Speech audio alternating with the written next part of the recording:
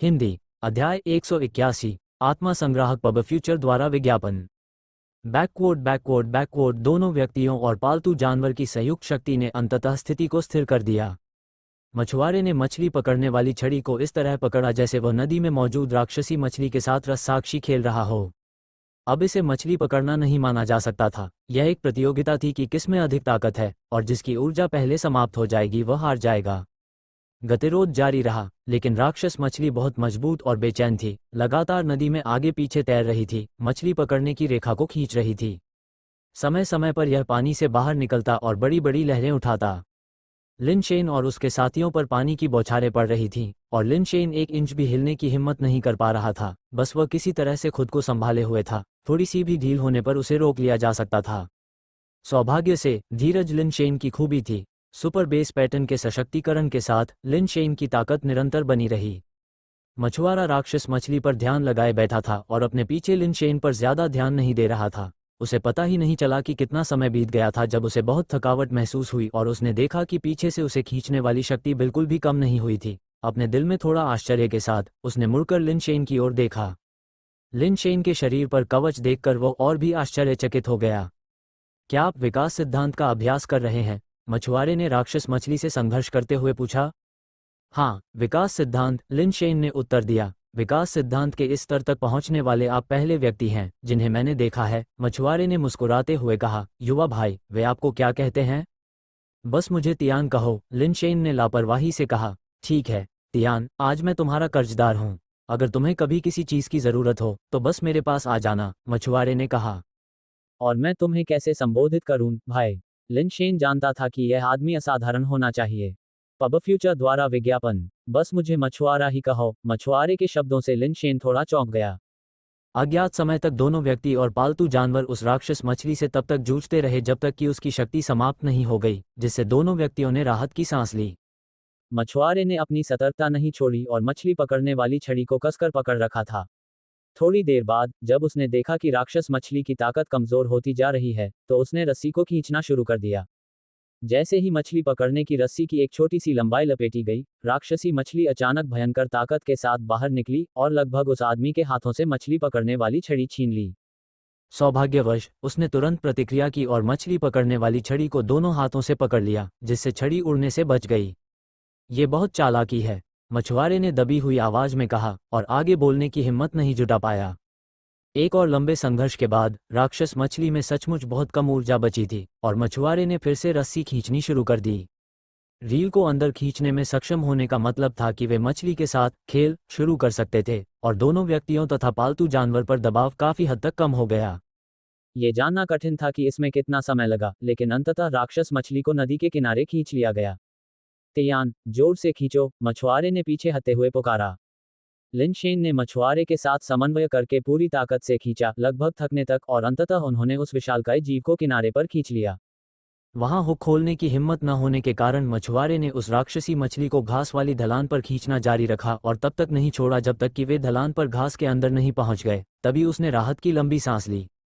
राक्षस मछली घास पर उछल कूद करने लगी, लेकिन पैरों के बिना और पानी से दूर होने के कारण उसकी क्षमताएं बहुत कम हो गई थीं। इसके अलावा उसमें कोई ऊर्जा नहीं बची थी और वह अब कोई लहरें नहीं उठा सकती थी। मछुआरे ने मछली पकड़ने वाली छड़ी नीचे रखी और एक कैमरा निकाला, उसे लिनशेन की ओर फेंकते हुए कहा, तियान, मेरे लिए एक तस्वीर ले लो। लिनशेन ने इसका अनुमान लगा लिया था और बिना कुछ कहे कैमरा लेकर मछुआरे और राक्षस मछली की एक साथ कई तस्वीरें खींच लीं। भाई, आप इसे जाने नहीं देंगे, है ना? लिनशेन को उस राक्षसी मछली को छोड़ने पर दया आ रही थी जिसे पकड़ने के लिए उन्होंने इतनी मेहनत की थी। अगर मछुआरा इसे नहीं चाहता था तो वह इसे ले सकता था। राक्षस मछली निस्संदेह एक उत्परिवर्तित क्रिस्टल बेस थी। इसके बेस म्यूटेशन द्रव को पीने से उसके उत्परिवर्तन दर में वृद्धि हो सकती है। मुझे केवल एक चीज चाहिए, बाकी सब आप ले लीजिए, मछुआरे ने कहा और अपनी कमर से एक अजीब सा खंजर निकाला। खंजर क्रिस्टल नीले रंग का था जिसके अंदर से अजीब प्रकाश पैटर्न बह रहा था, जिससे ऐसा प्रतीत हो रहा था कि वह असेंशन सामग्रियों से बना है। बैकवर्ड मछुआरा राक्षस मछली के पास गया, जो पहले से ही शक्तिहीन हो चुकी थी, और एक ही झटके में उसके सिर पर लगे लालटेन जैसे क्रिस्टल को काट दिया। राक्षस मछली ने तुरंत हिंसक रूप से छटपटाना शुरू कर दिया, जिससे घास और मिट्टी चारों ओर उड़ने लगी, लेकिन वह इससे अधिक कुछ नहीं कर सकी। बाकी सब तुम्हारा है, मछुआरे ने सहजता से कहा। उसे उत्परिवर्तित क्रिस्टल बेस में कोई विशेष रुचि नहीं थी। लिन शेन ने तुरंत नरक रॉक क्रिस्टल ईविल ड्रैगन को आकाश से नीचे आने का निर्देश दिया और राक्षस मछली को बड़ी ताकत से मारा और घास की ढलान में एक बड़ा गड्ढा बना दिया। लगातार कई जोरदार प्रहारों के बाद शक्तिहीन हो चुकी राक्षस मछली तुरंत निश्चल होकर लेट गई। एक और उच्च ऊंचाई पर गोता लगाने और टकराने के बाद राक्षस मछली ने अचानक अपना मुंह खोल दिया और उसके अंदर से कुछ बाहर निकल आया। लिन शेन ने करीब से देखा और महसूस किया कि यह तियानशिन था, जो अभी भी मछली पकड़ने की रेखा से बंधा हुआ था। तियानशिन मछली जैसे पारदर्शी कीचड़ से ढका हुआ था, लेकिन आश्चर्यजनक रूप से वह अभी भी जीवित था और मरा नहीं था। उसका कवच अधिकांशतः बरकरार था, केवल कुछ स्थानों पर छेद थे, जैसे कि किसी नुकीली रेख से छेद किया गया हो। उसके सिर के ऊपर का प्रभामंडल अभी भी मौजूद था, लेकिन उसकी चमक काफी कम हो गई थी। तियानशिन के लिए ऐसी हालत में भी न मरना निश्चित रूप से कठिन है, लिन शेन ने खुद पर आश्चर्य व्यक्त किया। दोस्तों, मेरे साथ खिलवाड़ करना बंद करो, इससे किसी की जान भी जा सकती है, तियानशिन ने मरी हुई मछली की तरह जमीन पर लेटे हुए कराहते हुए कहा। क्या आपको पता है कि सफ़ेद दाग मिट सकते हैं? इसे देखें।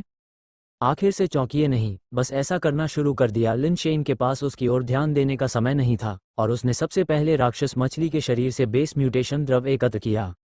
जल्द ही उसकी घड़ी में कंपन हुआ और उसकी स्क्रीन पर एक नया संदेश दिखाई दिया। एक उत्परिवर्तित क्रिस्टल बेस प्राणी को मार डाला जिसे सोल कलेक्टर के नाम से जाना जाता है। लिन शेन को क्षण भर के लिए आश्चर्य हुआ। इस आदमी का नाम मछली नहीं है। सोल कलेक्टर के पीछे क्या अर्थ है? लेकिन कुछ देर सोचने के बाद लिन शेन ने इस पर ध्यान नहीं दिया। ये सिर्फ एक नाम था। इसे क्या कहा जाता है, इससे कोई फर्क नहीं पड़ता। एक बार जब उसने बेस म्यूटेशन फ्लूइड इकट्ठा करना समाप्त कर दिया, तो लिन शेन ने तियानशिन की ओर रुख किया और उसके पास जो कुछ भी था उसे छीन लिया। तियानशिन ने हाल ही में काफ़ी कीमती सामान इकट्ठा किया था। उसके पास 2 पेट लॉन्चर थे, जिनमें से प्रत्येक में 10 पेट कैप्सूल रखे जा सकते थे और वे सभी भरे हुए थे। उसके बैग में कुछ और पेट लॉन्चर और कुछ बेस म्यूटेशन अंडे थे, जिनमें कई उत्परिवर्तित क्रिस्टल बेस अंडे भी थे। यह आदमी वास्तव में एक चलता फिरता खजाना है, लिन शेन ने अंदर से विस्मय व्यक्त करते हुए तियानशिन की संपत्ति की खोज की। तियानशिन में प्रतिरोध करने की कोई ताकत नहीं बची थी और वह केवल पश्चाताप से भरकर जमीन पर दयनीय ढंग से कराह सकता था। भाई, क्यों न हम ये चीजें बराबर बराबर बांट लें? लिन शेन ने मछुआरे के सामने सामान रखते हुए कहा। आप इन्हें रख लीजिए, मछुआरे ने वस्तुओं की ओर देखे बिना ही उत्तर दिया। स्पष्टतः उसमें कोई रुचि नहीं थी। तो मैं विनम्र नहीं रहूंगा। लिन शेन ने देखा कि मछुआरे का ध्यान केवल लालटेन जैसे क्रिस्टल पर था और उसने वस्तुओं में कोई दिलचस्पी नहीं दिखाई। उसने बिना किसी खेद के उन्हें अपने लिए ले लिया। उसने अपनी आधार उत्परिवर्तन दर को बढ़ाने के लिए उत्परिवर्तित क्रिस्टल आधार अंडे को मौके पर ही भस्म करने की योजना बनाई। बहुत अधिक उत्परिवर्तित पालतू जानवर रखना उपयोगी नहीं था। वह अकेले इतने सारे पालतू जानवरों को नियंत्रित नहीं कर सकता था। तियान, मैं जा रहा हूँ। अगर भविष्य में तुम्हें किसी मदद की ज़रूरत हो तो तुम मुझे यशेन बेस पर मिल सकते हो, मछुआरे ने कहा। वास्तव में, मैं आपसे मार्गदर्शन के लिए कुछ पूछना चाहता हूँ, लिन शेन ने तुरंत कहा। यह क्या है? मछुआरे ने थोड़ा चौंकते हुए पूछा। उसे उम्मीद नहीं थी कि लिन शेन इतनी स्पष्टवादी होगी। मैं सोच रहा हूँ कि क्या आपकी रॉड स्किल बाहरी लोगों को सिखाई जा सकती है? अगर यह सुविधाजनक हो तो क्या आप इसे मुझे सिखा सकते हैं? अगर नहीं तो कोई बात नहीं। लिन शेन ने मछुआरे की अनोखी रॉड स्किल में अपनी गहरी दिलचस्पी व्यक्त की। मछुआरा कुछ क्षण के लिए स्तब्ध रह गया, फिर हंसा। तुम इसे सीखना चाहते हो, है ना? कोई बात नहीं, ये बस मछली पकड़ने की एक तकनीक है, कोई खास बात नहीं। मैं तुम्हें सिखाऊंगा, लेकिन तुम इसे सीख पाओगे या नहीं, ये तुम्हारे प्रयासों पर निर्भर करेगा। मछुआरे ने जब ये कहा तो उसने मन ही मन सोचा, क्या तुम मेरी धरती हिला देने वाली कला सीखना चाहते हो, बच्चे? तो चलो देखते हैं कि तुम में ये हुनर है या नहीं। अगर तुम इसका 10वां या 20वां हिस्सा भी सीख गए तो इसे अपना सौभाग्य समझो। आज मैं अच्छे मूड में हूँ, उसे भाग जाने दो। मछुआरे ने अपनी मछली पकड़ने वाली छड़ी को झटका और बंधे हुए तियानशिन को बाहर की ओर फेंक दिया। तियानशिन जल्दी से उठकर लंगड़ाता हुआ चला गया। वह उस मनहूस जगह को छोड़ने के लिए उत्सुक था। वह वहां 1 सेकंड भी अधिक नहीं रुकना चाहता था। चोरी और हत्या के मिश्रण के माध्यम से उसने बहुत सारी संपत्ति एकत्र कर ली थी, लेकिन एक ही रात में वह फिर से शुरुआती स्थिति में आ गया। लिन शेन तियानशिन को रोकना चाहता था और उससे पूछना चाहता था कि घास वाली ढलान से समुद्र तट तक कैसे पहुंचा जाए, लेकिन एक बार पुकारने के बाद तियानशिन और भी तेजी से भाग गया, अपनी चोटों को नज़रअंदाज कर दिया और भागने के लिए जबरदस्ती उड़ान भरी। आओ आओ, समय बर्बाद मत करो, मैं तुम्हें छड़ी चलाने का कौशल सिखाना शुरू करता हूँ, मछुआरे ने लिन शेन को पुकारा। लिन शेन के पास तियानशिन का पीछा करने का विचार छोड़ने के अलावा कोई विकल्प नहीं था, खासकर तब जब मछुआरे ने कहा था कि वह उसे छोड़ देगा। मछुआरे की गरिमा का अपमान करना अशिष्टता होगी। आखिरकार यह मछुआरा ही था जिसने उसे पकड़ा था। ये रॉड कौशल मैंने मछली पकड़ते समय बोरियत से पैदा किया था। इसमें कुल 37 चालें हैं। मैं सबसे पहले आपको इन 37 चालों के अभ्यास के तरीके सिखाऊंगा। पहली चाल को ताइगोंग फिशिंग कहते हैं, दूसरी को मिस्टी वेव्स फिशिंग अडेप्ट कहते हैं, तीसरी को पॉइंटिंग स्काई शूटिंग फिश कहते हैं, चौथा मछुआरे को लाभ मिलता है, पांचवां लकड़ी के माध्यम से मछली की तलाश। मछुआरे ने लिन शेन को 37 चालों और उनके संबंधित अभ्यास विधियों में से प्रत्येक को एक एक करके सिखाया। चालों और विधियों को समग्र रूप में देखा जा सकता है। चालों में विस्तार से बताया जाता है कि क्रियाओं को कैसे किया जाए, जबकि अभ्यास विधियां उस चाल के लिए मुख्य कौशल अभ्यास पर ध्यान केंद्रित करती हैं। उदाहरण के लिए, यदि आप डंक मारना चाहते हैं तो डंक मारने की क्रिया ही सही रहेगी, तथा मुख्य कौशल के लिए आपको ऊंची कूदने की क्षमता या कमर और पेट में पर्याप्त कोर ताकत की आवश्यकता होगी। अभ्यास विधि आपको सिखाती है कि कैसे ऊंची छलांग लगानी है और अपनी कोर ताकत को कैसे प्रशिक्षित करना है। एक बार जब ये मानक तक पहुंच जाते हैं तो आप उन शानदार दिखने वाले कौशल का प्रदर्शन कर सकते हैं।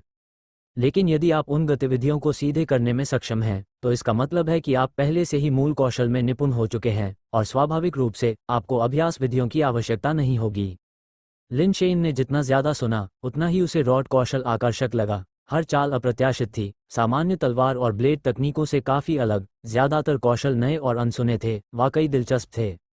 लिन शेन ने मछुआरे की शिक्षाओं को गंभीरता से याद किया और लगन से अभ्यास करने के लिए समय निकालने की योजना बनाई। उसे लगा कि रॉड कौशल की कई तकनीकों को डेथ पाउडर पर लागू किया जा सकता है। एड्स बाय पब फ्यूचर सिखाने के बाद मछुआरे ने लिन शेन को अपनी मछली पकड़ने वाली छड़ी उधार दी ताकि वह कुछ बार अभ्यास कर सके जबकि वह किनारे से देख रहा था।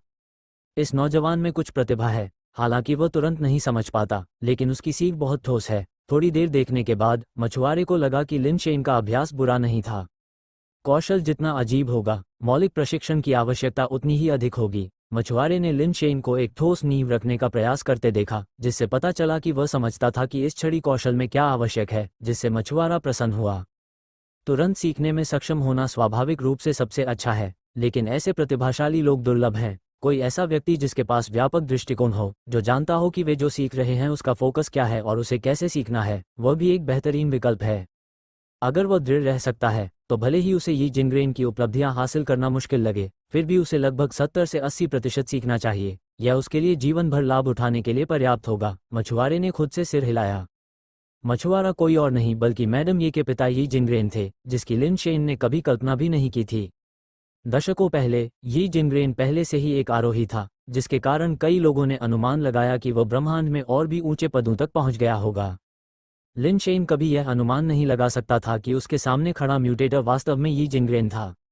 यी जिनग्रेन उच्च पद पर नहीं पहुंचे थे, बल्कि उन्होंने नए सिरे से शुरुआत करने का फैसला किया था, क्योंकि वह पहले अपनाए गए रास्ते से संतुष्ट नहीं थे और उन्होंने नए सिरे से शुरुआत करने का फैसला किया था।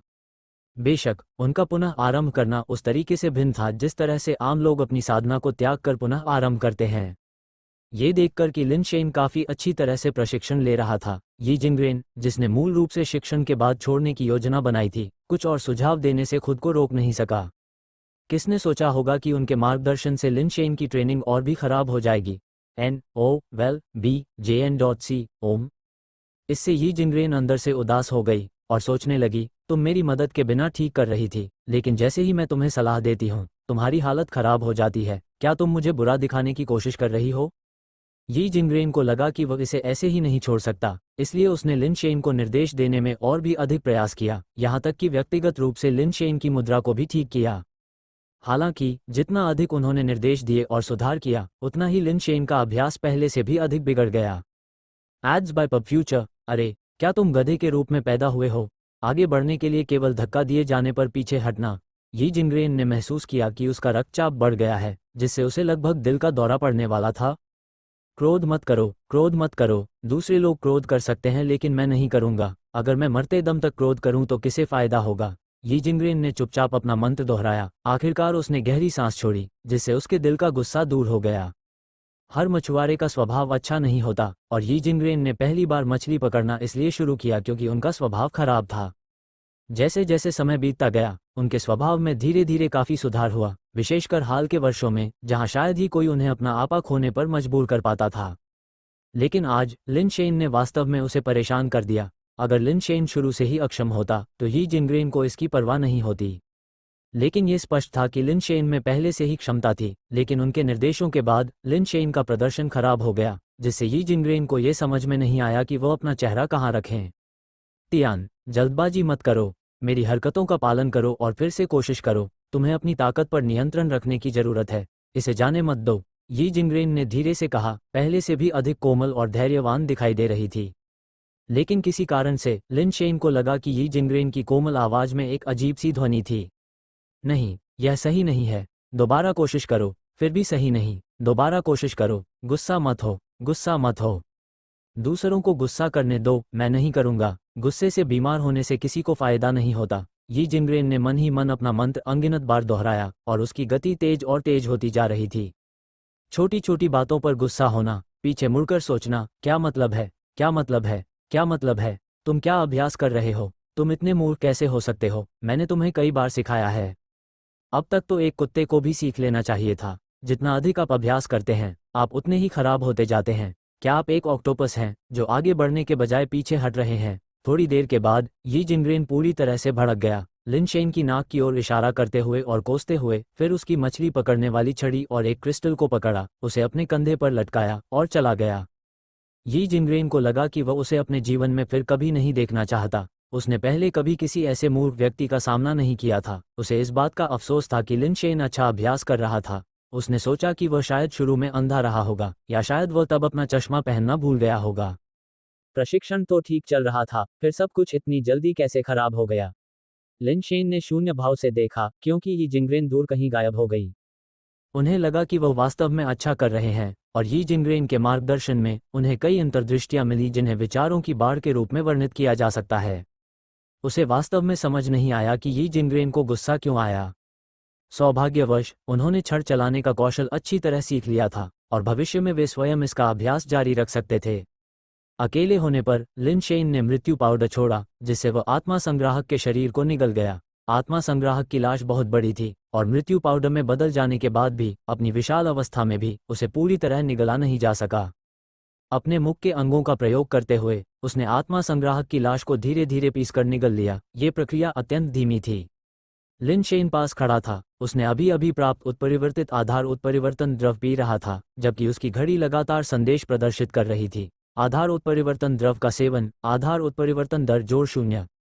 जब तक विकास सिद्धांत का प्रभाव नहीं पड़ा, तब तक उन्हें अंततः ये संदेश दिखाई नहीं दिया, बेस म्यूटेशन रेट जोड़ 1। जैसे ही लिन शेन ने बेस म्यूटेशन द्रव पिया, उसने उस रॉड स्किल पर विचार किया जो उसने मछुआरे से सीखा था। यी जिंगरेन के मार्गदर्शन से लिन शेन को गहरी समझ प्राप्त हुई थी। रॉड कौशल दृढ़ता और लचीलेपन का मिश्रण था, लेकिन ध्यान दृढ़ता या लचीलेपन पर नहीं था, बल्कि एक शब्द पर था, विस्फोट। जी हाँ, इस रहस्यमयी कौशल का सबसे महत्वपूर्ण बिंदु विस्फोट शब्द था, जो विस्फोटक शक्ति को संदर्भित करता था। रॉड कौशल का सबसे महत्वपूर्ण पहलू, कास्टिंग तकनीक, अंततः सबसे मजबूत बल को एक बिंदु पर केंद्रित करने और ताकत के सबसे शक्तिशाली विस्फोट को मुक्त करने का लक्ष्य रखता है। इससे कोई फर्क नहीं पड़ता कि पहले से कितने सेटअप थे, वे सभी गति जोड़ने के लिए थे, अंतिम विस्फोट के लिए लगातार तैयारी करने के लिए। यह व्यवस्था विस्फोट के लिए थी, और विस्फोट निर्माण की परतों पर परतों का अपरिहार्य परिणाम था। जब तक कोई व्यक्ति यह सीख लेता है कि कैसे सही ढंग से तैयारी करनी है और विस्फोट करना है, तब तक वह अपनी सीमाओं से परे जाकर शक्ति का प्रदर्शन कर सकता है। बेशक कास्टिंग, रैपिंग, सस्पेंडिंग और रिलीजिंग जैसी व्यक्तिगत तकनीकें भी थीं, जो अधिक जटिल थीं और समय के साथ धीरे धीरे ही उनका अभ्यास किया जा सकता था। सेटअप और बर्स्ट मुख्य थे, अन्य तकनीकें गौण थीं। एक बार मुख्य में महारत हासिल हो जाने के बाद बाकी को धीरे धीरे एकीकृत किया जा सकता था। पब फ्यूचर द्वारा विज्ञापन यी जिंगरेन को ऐसा महसूस हुआ कि लिन शेन की हालत अधिक अभ्यास के साथ खराब होती जा रही थी, क्योंकि लिन शेन ने इस सिद्धांत को समझ लिया था और उन्होंने द्वितीयक तकनीकों को अलग रखकर मुख्य पर ध्यान केंद्रित किया था। चूंकि उन्होंने अभी तक मूल तकनीक में महारत हासिल नहीं की थी तथा माध्यमिक तकनीकों को छोड़ दिया था, इसलिए स्वाभाविक रूप से ऐसा प्रतीत हुआ कि अभ्यास के साथ उनकी स्थिति और खराब होती जा रही थी। अनिश्चित समय के बाद डेथ पाउडर अंततः सोल कलेक्टर की पूरी लाश को खा जाने में सफल हो गया। अगले ही पल लिन शेन ने डेथ पाउडर के शरीर के भीतर से अनगिनत लाल तंतु निकलते हुए देखे, जिन्होंने उसके विशाल रूप को ढंक लिया। लाल तंतु आपस में गूंथे और लगातार संकुचित होते गए, जिससे उसका शरीर छोटा होता गया, जब तक कि अंततः वह एक छोटे गहरे लाल रंग के पेट कैप्सूल में परिवर्तित नहीं हो गया। आखिरकार यह विकसित हो रहा है। इस बार इसे क्रिस्टल बेस में बदल जाना चाहिए, लिन शेन ने खुशी से सोचा, पालतू कैप्सूल को उठाते हुए जो डेथ पाउडर बन गया था। हालांकि डेथ पाउडर की क्षमताएं क्रिस्टल आधारित प्राणी की क्षमताओं से प्रतिस्पर्धा कर सकती हैं, लेकिन इसके मिश्र धातु गुण का अलग नुकसान स्पष्ट था। कई शक्तिशाली क्रिस्टल आधारित प्राणियों के सामने मिश्र धातु स्तर के डेथ पाउडर की प्रभावशीलता इसकी कम विशेषता के कारण विशेष रूप से स्पष्ट नहीं थी। क्रिस्टल बेस में इस विकास से डेथ पाउडर की समस्या हल हो जाएगी। डेथ पाउडर उठाते हुए लिन शेन ने तियानशिन से इकट्ठा की गई वस्तुओं का जायजा लिया। 7 उत्परिवर्तित क्रिस्टल उत्परिवर्तन अंडे, 38 से 40 के बीच फायरिंग गति वाले 5 पालतू लांचर, संभवतः उपसेना कमांडरों द्वारा उपयोग किए जाने वाले समान प्रकार के 3 उत्परिवर्तित क्रिस्टल बेस पालतू जानवर और 17 क्रिस्टल बेस पालतू जानवर, दर्जनों अन्य प्राणियों के साथ, और यहां तक कि कुछ बेस उत्परिवर्तन द्रव भी, जो उत्परिवर्तित बेस उत्परिवर्तन द्रव निकले। 3 उत्परिवर्तित क्रिस्टल बेस पालतू जानवरों में से एक लाल क्रिस्टल देव बैल था, जिसके गुण और कौशल लगभग लिन शेन के समान थे। अन्य 2 उत्परिवर्ती रक्त जैड माउंटेन भगवान और नीला चंद्रमा ब्लेड हाथ थे। रक्त जैड पर्वत देवता, उत्परिवर्तित क्रिस्टल आधार प्राणी, विकसित करने योग्य। पबफ्यूचर द्वारा विज्ञापन शक्ति 40.2, गति 41, बैकवर्ड। कठोरता 40.6, कठोरता 32, आधार उत्परिवर्तन प्रतिभा, उत्परिवर्तित रक्त बलिदान, उत्परिवर्तित आशीर्वाद। रक्त जैड पर्वत देवता ने लिन शेन का ध्यान आकर्षित किया। हालांकि इस उत्परिवर्तित पालतू जानवर में केवल 2 जन्मजात कौशल थे, फिर भी वे काफी अजीब थे। उत्परिवर्तित रक्त बलिदान, रक्त जैड पर्वत देवता की आशीर्वाद क्षमताओं को बढ़ाने के लिए रक्त प्रसाद को अवशोषित करता है। उत्परिवर्तित आशीर्वाद, लक्ष्य को पर्वतीय देव आभा से आशीर्वादित करता है, जिसकी शक्ति रक्त बलिदान की क्षमता से निर्धारित होती है। उत्परिवर्तित क्रिस्टल बेसों में रक्त जैड पर्वत देवता के गुण विशेष रूप से मजबूत नहीं थे, लेकिन ये 2 कौशल बहुत दिलचस्प थे। लिन शेन ने मोटे तौर पर इसका परीक्षण किया और पाया कि यह केवल मानव रक्त ही नहीं था जो उत्परिवर्तित रक्त बलिदान को सक्रिय कर सकता था, बेस वेरिएंट प्राणियों से बेस उत्परिवर्तन द्रव भी यह काम कर सकता था। रक्त जैड पर्वत देवता केवल हथेली के आकार का था, रक्त जैड से गढ़े गए पर्वत देवता जैसा, काफी विचित्र और कुछ हद तक डरावना भी लग रहा था। जब तक उस पर बेस म्यूटेशन फ्लूइड या रक्त डाला जाता है, तब तक वो उसे अपने शरीर में अवशोषित कर लेता है। बेस म्यूटेशन फ्लूइड का स्तर और गुणवत्ता जितनी अधिक होगी, माउंटेन गॉड ऑरा का आशीर्वाद उतना ही मजबूत होगा। इसे माउंटेन गॉड ऑरा कहना वास्तव में बेस वेरिएंट कापेस पर रक्त रंग की फिल्म की एक परत लगाने जैसा है, जिससे इसकी प्रहारों को झेलने की क्षमता बढ़ जाती है। पबफ्यूचर द्वारा विज्ञापन ये फिल्म सीधे तौर पर कठोरता और मजबूती को नहीं बढ़ाती है। ये कांच पर सुरक्षात्मक फिल्म लगाने के समान है, जो नीचे के कांच को आसानी से टूटने से बचाती है। इस सुरक्षात्मक फिल्म की ताकत रक्त बलिदान के लिए उपयोग किए जाने वाले आधार उत्परिवर्तन द्रव के स्तर और मात्रा से निर्धारित होती है। यदि ऐसा है, तो यदि मैं रक्त बलिदान के लिए आरोही द्रव का उपयोग करता हूं, तो क्या मैं आरोही स्तर की झिल्ली प्राप्त कर सकता हूं? लिन शेन ने सोचा। उसने अपने पास रखा आरोही द्रव निकाला और कुछ रक्त जैड पर्वत देवता पर टपकाया। जिस क्षण आरोही द्रव ने रक्त जैड पर्वत देवता को छुआ, लिन शेन ने तुरंत उसकी आंखें उभरी हुई देखी, उसके माथे पर रक्त रेखा खुल गई और उसका शरीर हिंसक रूप से कांपने लगा। लिन शेन ने मान लिया था कि यह सिर्फ रक्त रेखा है, लेकिन अब उसे एहसास हुआ कि यह वास्तव में पुतली रहित रक्त रंग की आंख थी। जैसे ही आरोही द्रव्य विलीन हुआ, रक्तमय जैड पर्वत देवता के माथे पर खड़ी आंख से धीरे धीरे एक रक्तिम प्रकाश चमक उठा। प्रकाश अधिकाधिक उज्ज्वल होता गया। जब रक्त जैड पर्वत भगवान ने कांपना बंद कर दिया, तो लिन शेन ने उत्परिवर्तित आशीर्वाद कौशल को सक्रिय कर दिया। रक्त जैड पर्वत देवता की ऊर्ध्वाधर आंख से एक लाल प्रकाश निकला, जो लिन शेन पर गिरा और तुरंत उसके कवच पर रक्त रंग की फिल्म की एक परत चढ़ गई। इस फिल्म ने लिन शेन के शरीर के कवच को रक्त लाल कर दिया, जो काफी डरावना लग रहा था, मानो ताजे खून से रंगा गया हो। एक उत्परिवर्तित काले बख्तरबंद सेंटीपीड को बुलाकर उसने उसे अपने हाथ के कवच पर काटने को कहा। एक दरार के साथ मिश्र धातु स्तर के कवच पर केवल कुछ निशान दिखाई दिए, ये भेदा नहीं गया था। लिन शेन बहुत खुश था। चूंकि उत्परिवर्तित काला बख्तरबंद सेंटीपीड उसे काट सकता था, इसका मतलब था कि रक्त बलि के पास पर्याप्त आरोही तरल नहीं था। रक्त बलि के लिए पर्याप्त मात्रा में आरोही तरल के साथ पर्वत देवता आभा केवल मजबूत होगी। लिन शेन ने तुरंत अधिक आरोही तरल निकाला और इसे रक्त जैड पर्वत देवता पर टपकाया। जितना संभव हो सके इसे अवशोषित करने की कोशिश की। हालांकि केवल कुछ बूंदों के बाद एक कर्कश ध्वनि सुनाई दी और रक्तजैद पर्वत देवता की ऊर्ध्वाधर आंख के चारों ओर दरारें दिखाई दीं, जिसने लिन शेन को तुरंत रुकने के लिए चौंका दिया। ये पता चला कि रक्तजैद पर्वत देवता की अवशोषित ऊर्जा की एक सीमा थी, वह एसेंशियल लिक्विड जैसी उच्च श्रेणी की किसी चीज को अधिक मात्रा में नहीं संभाल सकता था। सौभाग्य से लिन शेन ने इसे धीरे से टपकाया था, अन्यथा वह रक्तजैद पर्वत भगवान को फटने का कारण बन सकता था। रक्तजैद पर्वत देवता के लिए आरोहण द्रव की 5 बूंदें ही सीमा है। लिन शेन केवल रक्तजैद पर्वत देवता को इकट्ठा कर सकता था और उसे धीरे धीरे उसकी चोटों से ठीक होने दे सकता था। आगे के अध्ययन के बाद उन्होंने पाया कि माउंटेन गॉड ऑरा की भी एक अवधि होती है, लेकिन ये तय नहीं था।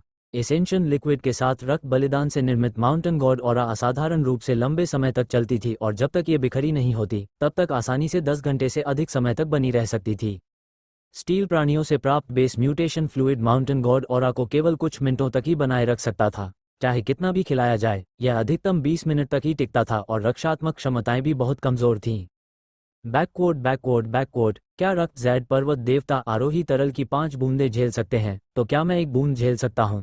लिन शेन ने सोचा कि क्या उसका शरीर सीधे आरोही तरल पीने का सामना कर सकता है।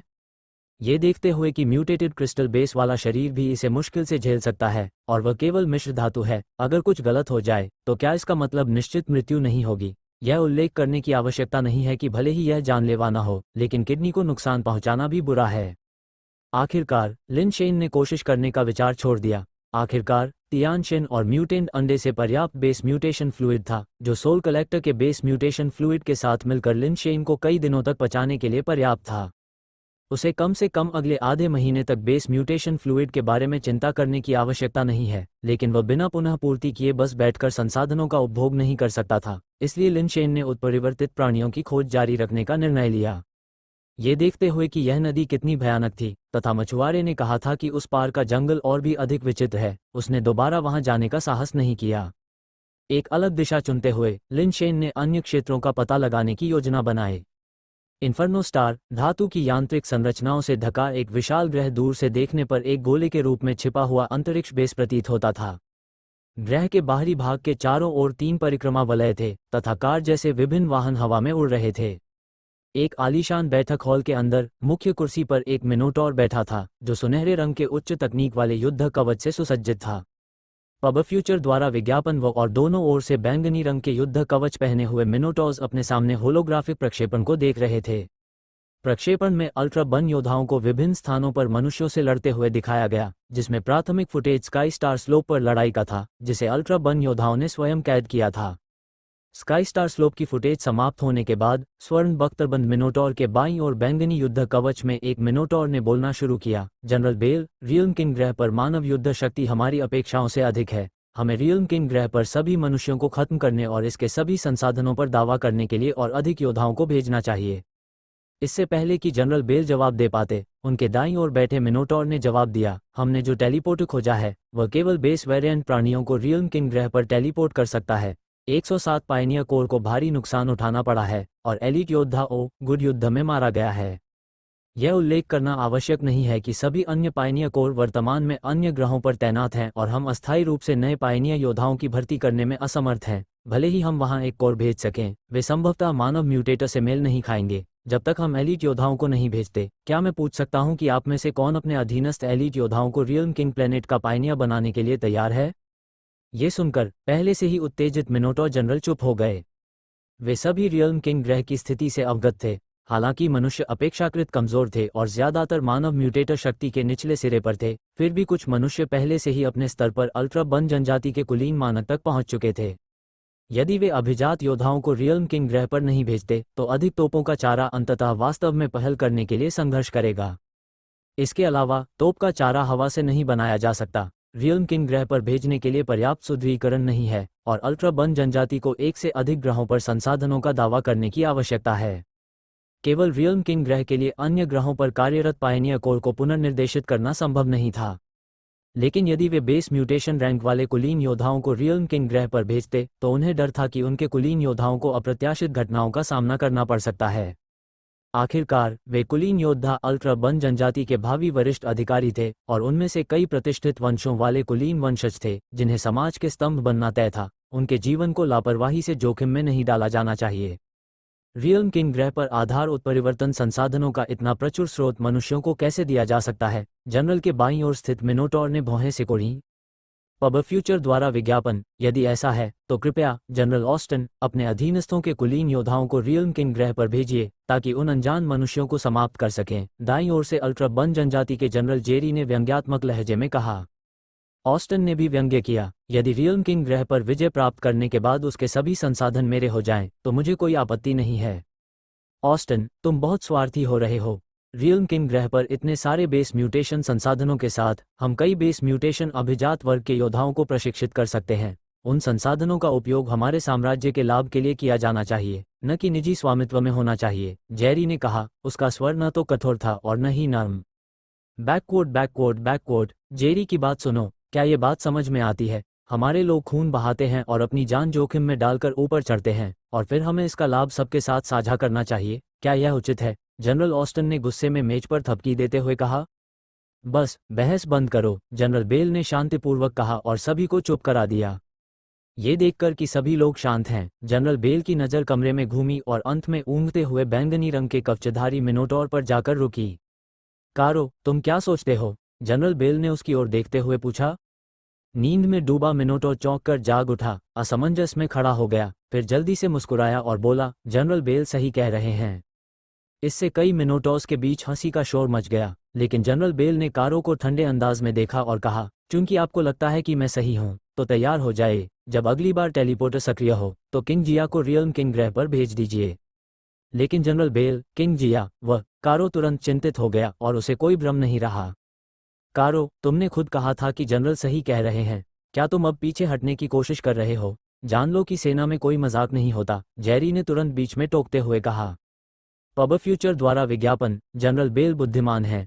किंग जिया हमारी अल्ट्रा वन जनजाति की सदी में एक बार आने वाली प्रतिभा है, जो बेस म्यूटेशन स्तर पर एक बेजोड़ अस्तित्व है। महान परिवारों की युवा प्रतिभाओं की तुलना में भी वह किसी भी तरह से कमतर नहीं है। उन मात्र मानव म्यूटेटर को आसानी से मारा जा सकता है। वह निश्चित रूप से मानव बेस म्यूटेटर्स को आसानी से नष्ट करने और रियल्म किंग ग्रह पर नियंत्रण हासिल करने में सक्षम होगा, ऑस्टन ने सहमति में कहा। जनरल, कारो ने कुछ और कहने की कोशिश की, लेकिन जनरल बेल ने हाथ हिलाकर उसे रोक दिया। यदि किंग जिया रियल्म किंग ग्रह पर जाता है और सफल होता है तो वह रक्तरेखा अनुक्रम में प्रवेश करेगा और उसे तृतीय श्रेणी का नोबल रक्तरेखा बैच प्रदान किया जाएगा, जनरल बेल ने उदासीनता से कहा। यह सुनकर कारो की आंखें अचानक चमक उठीं। जनरल, जेरी, ऑस्टन और अन्य लोग चिंतित हो गए और आपत्ति जताने के लिए उठने लगे। यदि आपको आपत्ति है तो अपने स्वयं के कुलीन योद्धाओं को भेजें, इनाम वही होगा, जनरल बेल ने उनकी ओर देखते हुए कहा। जेरी और ऑस्टन, जो पूरी तरह से खड़े नहीं हुए थे, जल्दी से फिर से बैठ गए। जाहिर है वे अपने खुद के एलीट योद्धाओं को ऐसी खतरनाक जगह पर नहीं जाने देंगे। ब्लडलाइन सीक्वेंस में पहले से ही कुलीन परिवारों से होने के कारण इस तरह के इनाम का उनके युवाओं के लिए कोई मतलब नहीं था। किसी के विरोध न करने पर कारो काफी देर तक हिचकिचाता रहा, लेकिन अंततः उसे आदेश स्वीकार करना पड़ा। जब कारो अपने बैरक में वापस लौटा तो वह प्रशिक्षण मैदान में गया और उसने नीले सींगों वाले एक लंबे मिनोटॉर को गुरुत्वाकर्षण मशीन के भीतर प्रशिक्षण करते देखा। आम मिनोटॉर को गुरुत्वाकर्षण मशीन में चलना चुनौतीपूर्ण लगता है, फिर भी यह मिनोटॉर आसानी से आगे बढ़ रहा था और भारोत्तोलन प्रशिक्षण भी कर रहा था। विशाल बारबेल उसके हाथों में एक इन्फ्लेटेबल खिलौने की तरह लग रहा था क्योंकि वह इसे आसानी से घुमा रहा था। नवंबर, LBJNN। कारो ने मन ही मन आह भरी, अगर उसकी पृष्ठभूमि खराब न होती तो किंग जिया हमारी अल्ट्रा वन जनजाति में सबसे योग्य व्यक्ति होता। कितने अफसोस की बात है। जब किंग जिया ने अपना प्रशिक्षण समाप्त किया और बाहर आया तो कारो ने उसे बुलाया। किंग जिया, जनरल बेल ने व्यक्तिगत रूप से आपको एक ग्रह पर जाने का मिशन सौंपा है। यदि आप कार्य पूरा कर सकते हैं तो आपको ब्लडलाइन अनुक्रम में भर्ती किया जाएगा और तीसरे दर्जे का नोबल ब्लडलाइन बैच दिया जाएगा, उन्होंने कहा। किंग जिया की आंखों में हल्की चमक आ गई। चिंता मत करो जनरल, मैं मिशन जरूर पूरा करूंगा। पहले इसे देखिए, कारो ने कहा, जब वह किंग जिया को अपने कार्यालय में ले गया और ओयांग यूडू, बाई शेनफेई, वेई वुफू, जिवेइस, तियान और मो शेंकी सहित अन्य लोगों की लड़ाई की फुटेज की कई क्लिपें चलाईं। आपका मुख्य कार्य इन मनुष्यों को खत्म करना है। मुझे आपकी ताकत की चिंता नहीं है। आमने सामने आपका कोई मुकाबला नहीं हो सकता, लेकिन मनुष्य काफी चालाक हैं। अगर वे आप पर हमला करते हैं तो आप रणनीतिक रूप से पीछे हटने का विकल्प चुन सकते हैं। कारो के अंतिम शब्दों ने किंग जिया को थोड़ा हिचकिचाया। किंग जिया ने कारो को गंभीरता से सलाम किया। जनरल, मैं जन्म के समय स्टील लेवल से ज्यादा कुछ नहीं था, और मैं अपनी प्रगति का श्रेय अपने परिवार के अटूट समर्थन और भारी दबाव में आपकी साधना को देता हूँ। इस बार, चाहे कुछ भी हो, मैं मिशन पूरा करूंगा और ब्लडलाइन सीक्वेंस में प्रवेश करूंगा। मैं अपने परिवार के वंशजों को तोप के चारे के भाग्य से बचाऊंगा और साबित करूंगा कि आपने मुझे गलत नहीं समझा है। लिन शेन ने अपने सामने रंगीन रेगिस्तान को देखा, उसकी भावनाएं अविश्वसनीय रूप से जटिल थीं। घास वाली ढलान के दूसरी ओर स्थित इस क्षेत्र तक पहुंचने में उसे 7 या 8 दिन लग गए, और अंत में उसे पता चला कि यह तो रेगिस्तान है। सफ़ेद रेगिस्तान के बीच रेत के छिटपुट रंगीन कणों को देखकर लिन शेन को तुरंत एहसास हुआ कि यह वही रेगिस्तान होगा जहां फ्रॉस्ट जायंट ट्री की खोज की गई थी। वो इस ओर से फ्रॉस्ट जायंट वृक्ष को नहीं देख सकता था और उसे ये भी नहीं पता था कि वह कितनी दूरी पर होगा। क्या मैंने ये पिछले कुछ दिन व्यर्थ ही बर्बाद कर दिए? लिन शेन का मूड खराब हो गया। उसे याद आया कि इससे पहले उसे फ्रॉस्ट जायंट ट्री के पास कोई बेस वेरिएंट प्राणी नहीं मिला था।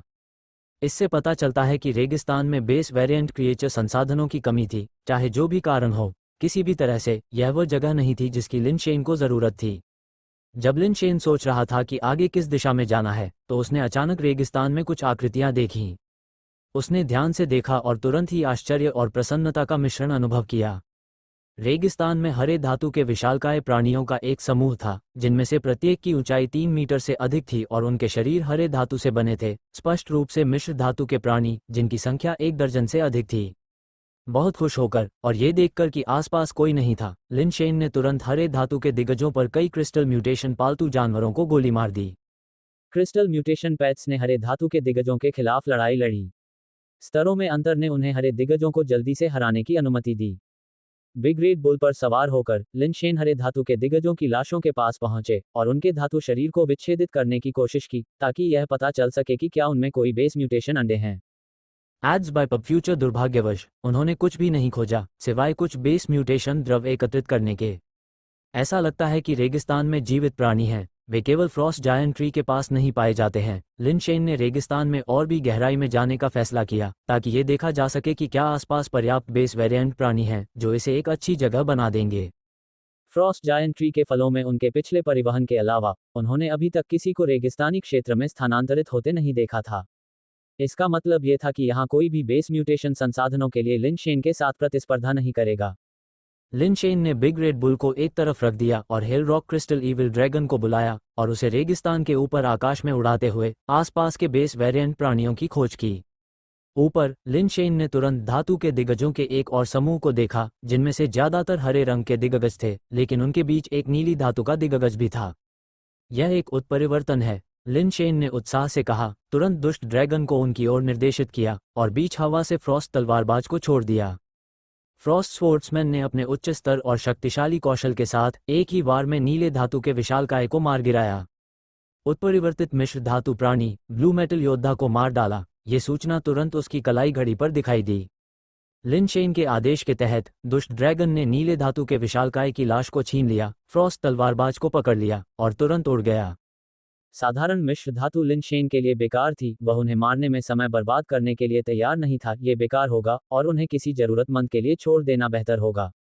इस लावारिस कुंवारी रेगिस्तानी भूमि ने लिन शेन को कई आश्चर्य दिए थे। वहां कई धातु योद्धा थे और उत्परिवर्तन आम थे। एड्स बाय पब फ्यूचर लगभग हर कुछ मील पर मेटल योद्धाओं का एक समूह होता था और हर थोड़े बड़े समूह में एक ब्लू मेटल योद्धा होता था। हालांकि 2 ब्लू मेटल योद्धाओं से बेस म्यूटेशन द्रव का सेवन करने के बाद उनके बेस म्यूटेशन द्रव ने अब उनके बेस म्यूटेशन दर को नहीं बढ़ाया। इसके बाद कई ब्लू मेटल योद्धाओं को देखकर लिन शेन ने फिर से शिकार करना बंद कर दिया।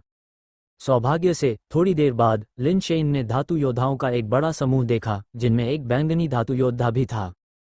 पर्पल मेटल वॉरियर भी एक उत्परिवर्तित मिश्र धातु प्राणी था, जिसने लिन शेन को थोड़ा आश्चर्यचकित किया। बेस वेरिएंट प्राणी जनजाति के लिए 2 अलग अलग प्रकार के उत्परिवर्तन होना बहुत दुर्लभ था। लिन शेन को और भी अधिक आश्चर्य इस बात पर हुआ कि कुछ समय बाद उसने एक लाल धातु योद्धा की खोज की, जो एक उत्परिवर्तित मिश्र धातु प्राणी था। एक जनजाति में इतने सारे अलग अलग उत्परिवर्तन कैसे हो सकते हैं? लिन शेन को बहुत आश्चर्य हुआ। जैसे जैसे वह शिकार करता रहा, वह खोज भी करता रहा। ये देखना चाहता था कि इन धातु योद्धाओं में कितने प्रकार के उत्परिवर्तन हैं। काफी समय तक खोज करने के बाद उन्होंने पाया कि नीले रंग के उत्परिवर्तन सबसे आम थे, बैंगनी रंग के उत्परिवर्तन कम आम थे और लाल रंग के उत्परिवर्तन सबसे दुर्लभ थे। अब तक उन्होंने केवल उसी का सामना किया था। एक ब्लू मेटल योद्धा का बेस म्यूटेशन द्रव केवल लिन शेन को थोड़ी सी बेस म्यूटेशन दर प्रदान कर सकता था, और केवल पहले 2 ब्लू मेटल योद्धाओं से प्राप्त द्रव ही प्रभावी था। बाद के ब्लू मेटल योद्धाओं से प्राप्त द्रव का लिन शेन पर कोई प्रभाव नहीं था। बैंगनी धातु योद्धा से प्राप्त बेस म्यूटेशन द्रव ने वास्तव में लिन शेन को 2 बेस म्यूटेशन अंक प्रदान किए, और 4 बैंगनी धातु योद्धाओं से प्राप्त द्रव का उपयोग करने के बाद प्रभाव कम होने लगा। 5वें बैंगनी धातु योद्धा के बेस म्यूटेशन द्रव ने लिन शेन को केवल एक बेस म्यूटेशन बिंदु प्रदान किया, और छठे ने इससे अधिक कुछ नहीं प्रदान किया। फिर भी इसका प्रभाव उन उत्परिवर्ती जहरीले कीटों से प्राप्त बेस म्यूटेशन द्रव से कहीं बेहतर था। उत्परिवर्ती जहरीले कीटों के उसी प्रकार से प्राप्त बेस म्यूटेशन द्रव का दूसरी बार उपयोग करने पर कोई प्रभाव नहीं पड़ा। एड्स बाय पब फ्यूचर इससे लिन शेन को लाल धातु योद्धाओं की खोज करने में और अधिक उत्सुकता हुई, क्योंकि उनमें से एक के बेस म्यूटेशन द्रव ने उसे 3 बेस म्यूटेशन अंक प्रदान किए। अपने पिछले अनुभव के आधार पर यदि वह कुछ और रेड मेटल योद्धाओं को ढूंढ सके तो वह कम से कम अपने बेस म्यूटेशन दर को लगभग 20 अंकों तक बढ़ा सकता है। लगातार कई दिनों तक लिन शेन रेगिस्तान में उत्परिवर्तित धातु योद्धाओं की खोज कर रहा था। अब तक लिन शेन रेगिस्तान में बहुत अंदर तक जा चुका था। सौभाग्य से उसकी घड़ी बहुत अच्छी तरह से काम कर रही थी, जिससे वह केवल रात में ही रियल्म किंग ग्रह में प्रवेश कर सकता था, जबकि दिन में वह डार्क बर्ड बेस में अपने घर में रहता था, इसलिए उसे खाने पीने की चिंता नहीं करनी पड़ती थी। अब लिन शेन की बेस म्यूटेशन दर 47 तक पहुंच गई थी, जिसका अधिकांश श्रेय तियान शेन को जाता है। उन कई उत्परिवर्तित क्रिस्टल बेस अंडे और बेस म्यूटेशन द्रव के कई बैगों ने लिन शेन को बहुत सारे बेस म्यूटेशन पॉइंट प्रदान किए। क्रिस्टल बेस में पदोन्नति आसन है। लिन शेन एक बार फिर डार्क बर्ड बेस में अपने घर लौट आया, थोड़ा पानी पिया और बस सोने जाने वाला था जब लेई उसे ढूंढता हुआ आया। मिस्टर लिन शेन, मेरे पास उस अजीब आदमी के बारे में कुछ खबर है, लेई ने उत्साह से कहा। वह आदमी वॉन्डर बेस गया था, जहां उसने कई लोगों को मार डाला था, जिससे बहुत हंगामा हुआ था। जैन परिवार ने उसे मारने के लिए एक एस्केंडर भेजा था, लेकिन उस एस्केंडर को अजीब आदमी ने मार डाला। ऐसी बात हुई। मुझे और बताओ। लिन शेन उस अजीब व्यक्ति के मामले को लेकर बहुत चिंतित था। मुझे विशेष जानकारी नहीं है, मैंने केवल ये खबर सुनी है, लेई ने असहाय भाव से उत्तर दिया। डार्क बर्ड बेस की जानकारी एकत्र करने की क्षमता सीमित थी, इसलिए इतनी जानकारी प्राप्त करना पहले से ही एक बड़ी उपलब्धि थी। लिन शेन को यह सुनकर कुछ निराशा हुई, लेकिन लेई ने आगे कहा, मुख्य घर ने भी खबर भेज दी है। वह कुछ समय के लिए सिकॉन बेस में रहेगी और शायद जल्द ही वापस नहीं आ पाएगी। क्या मेरी बहन मुसीबत में पड़ गई? लिन शेन ने अपनी भौहें थोड़ी सी सिकोड़ी। नहीं नहीं, मुख्य घर वाले सिर्फ आपको चिंता से बचाना चाहते थे, इसीलिए उन्होंने किसी को संदेश के साथ वापस भेजा, लेई ने जल्दी से समझाया। वह जानती है कि घर पर सब कुछ ठीक हो चुका है और वहाँ कुछ मामले हैं, इसलिए वह बाद में ही वापस आ पाएगी। क्या मायने रखता है? लिन शेन को लगा कि चीजें इतनी सरल नहीं थीं। लेई ने जवाब दिया, मैं इस बारे में स्पष्ट नहीं हूँ, पत्र में ऐसा नहीं कहा गया है। लिन शेन ने बिना कुछ बोले लेई को देखा। लेई खुद को रोक नहीं सका और आह भरते हुए बोला, मैंने झाओ जी से पूछा, जो संदेश लेकर वापस आया था, और उसने कुछ कहा। सिकॉन बेस के मुख्य घर ने उसका सामना किया है।